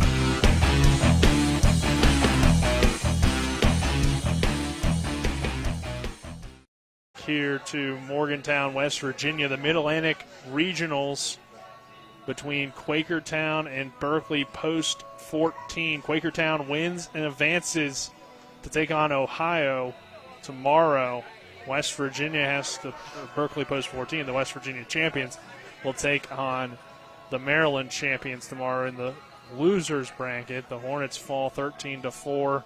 We'll wrap things up here for your post-game stats and kind of game summary. Hornets took an early 2-0 lead in the top of the second, but Quakertown would reply with 4 runs in the bottom of the second. Bottom of the third, it's 3 more runs to make it at the time a 7-2 lead. The Hornets would battle back, make it 7-4, but then 3 more in the bottom of the fifth and 3 more in the bottom of the sixth. Pretty much put it out of reach. 13-4 your final. 13 hits for Quakertown, 11 for the Hornets, and 3 errors for Quakertown as well. 1 error for Berkeley post 14. Some of the players that got hits in the game, Connor Bailey had 1. Colin Reed had 1. 2 for Cam Moore. 1 for Landon Sifford and an RBI for Riley Bubb. Carson Buber picks up 2 hits. The rest picks up 2 hits. Canby picks up a hit and an RBI, and Herndon picks up a hit on the day. Stoudemire started it off kind of rough. He gave up 4 walks to the first 4 batters. 1 2/3 innings, 3 hits, 4 runs, 4 earned, 5 walks, 1 strikeout. Fletcher 2 1/3, 4 hits, 4 earned, 2 walks, 1 strikeout. Ruest an inning, 2 hits, 2 earned, 2 walks, 1 strikeout. Bohr an inning, 4 hits, 3 earned, 1 walk, 1 strikeout. Some of the standouts for Quakertown. Battaglia had 2 hits, 2 hits from Reich, 2 hits from Pierce. Both of those guys hitting home runs. So they both have 3 RBIs. 2 RBIs from Bile, 1 RBI from Myers, 2 RBIs from Schuler, and 1 RBI from Kozlowski. Pellegrini goes 6 2/3, 11 hits, 4 earns, 1 walk, 4 strikeouts. Criteria, a third of an inning with the strikeout there to end it. As this was our final broadcast, whether the Hornets won or lost today for Berkeley Post 14 this season. We'll wish them the best of luck tomorrow as they take on Maryland at 10 a.m. We'll be getting ready for the youth fair, doing some football stuff that we already had scheduled before this was a possibility. But for Spencer Dupuis back in the studio, Kyle McLaughlin, Dylan, any final thoughts on just the Hornets season and what you've enjoyed about this year? It's been great. They've been really fun to watch. I say it pretty much every game. There's talent up and down the lineup, 1 through 9, and then it feels like every guy on this team can pitch just about. I know it's obviously not true, but it feels like that it's just pitcher after pitcher on this lineup, and it only gets tough in these days where you're playing 5 games in 5 days and you're running out of options because you need to rest guys. But this is the best team in West Virginia. It just is, and it makes sense. The Eastern Panhandle is full of talent and continues to be. That's why the high school season is so competitive. And whoever comes out from the Eastern Panhandle is able to make noise in the state tournament in high school. This is a great area for talent for baseball and all sports in general. We'll see football starts in just a few weeks, and we'll see the same sort of thing. But Post 14 had a great season. Yeah, definitely have enjoyed calling the Hornets games. Wishing them, again, the best of luck throughout the rest of the tournament. And, hey, bring home a regional championship. That'd be pretty cool. So, tough one here tonight for the Hornets, 13-4. We thank you for joining us all season long. This does it for us. Once again, your final score, 13-4. Have a good night, everyone. I'm Nick Verzolini, signing off.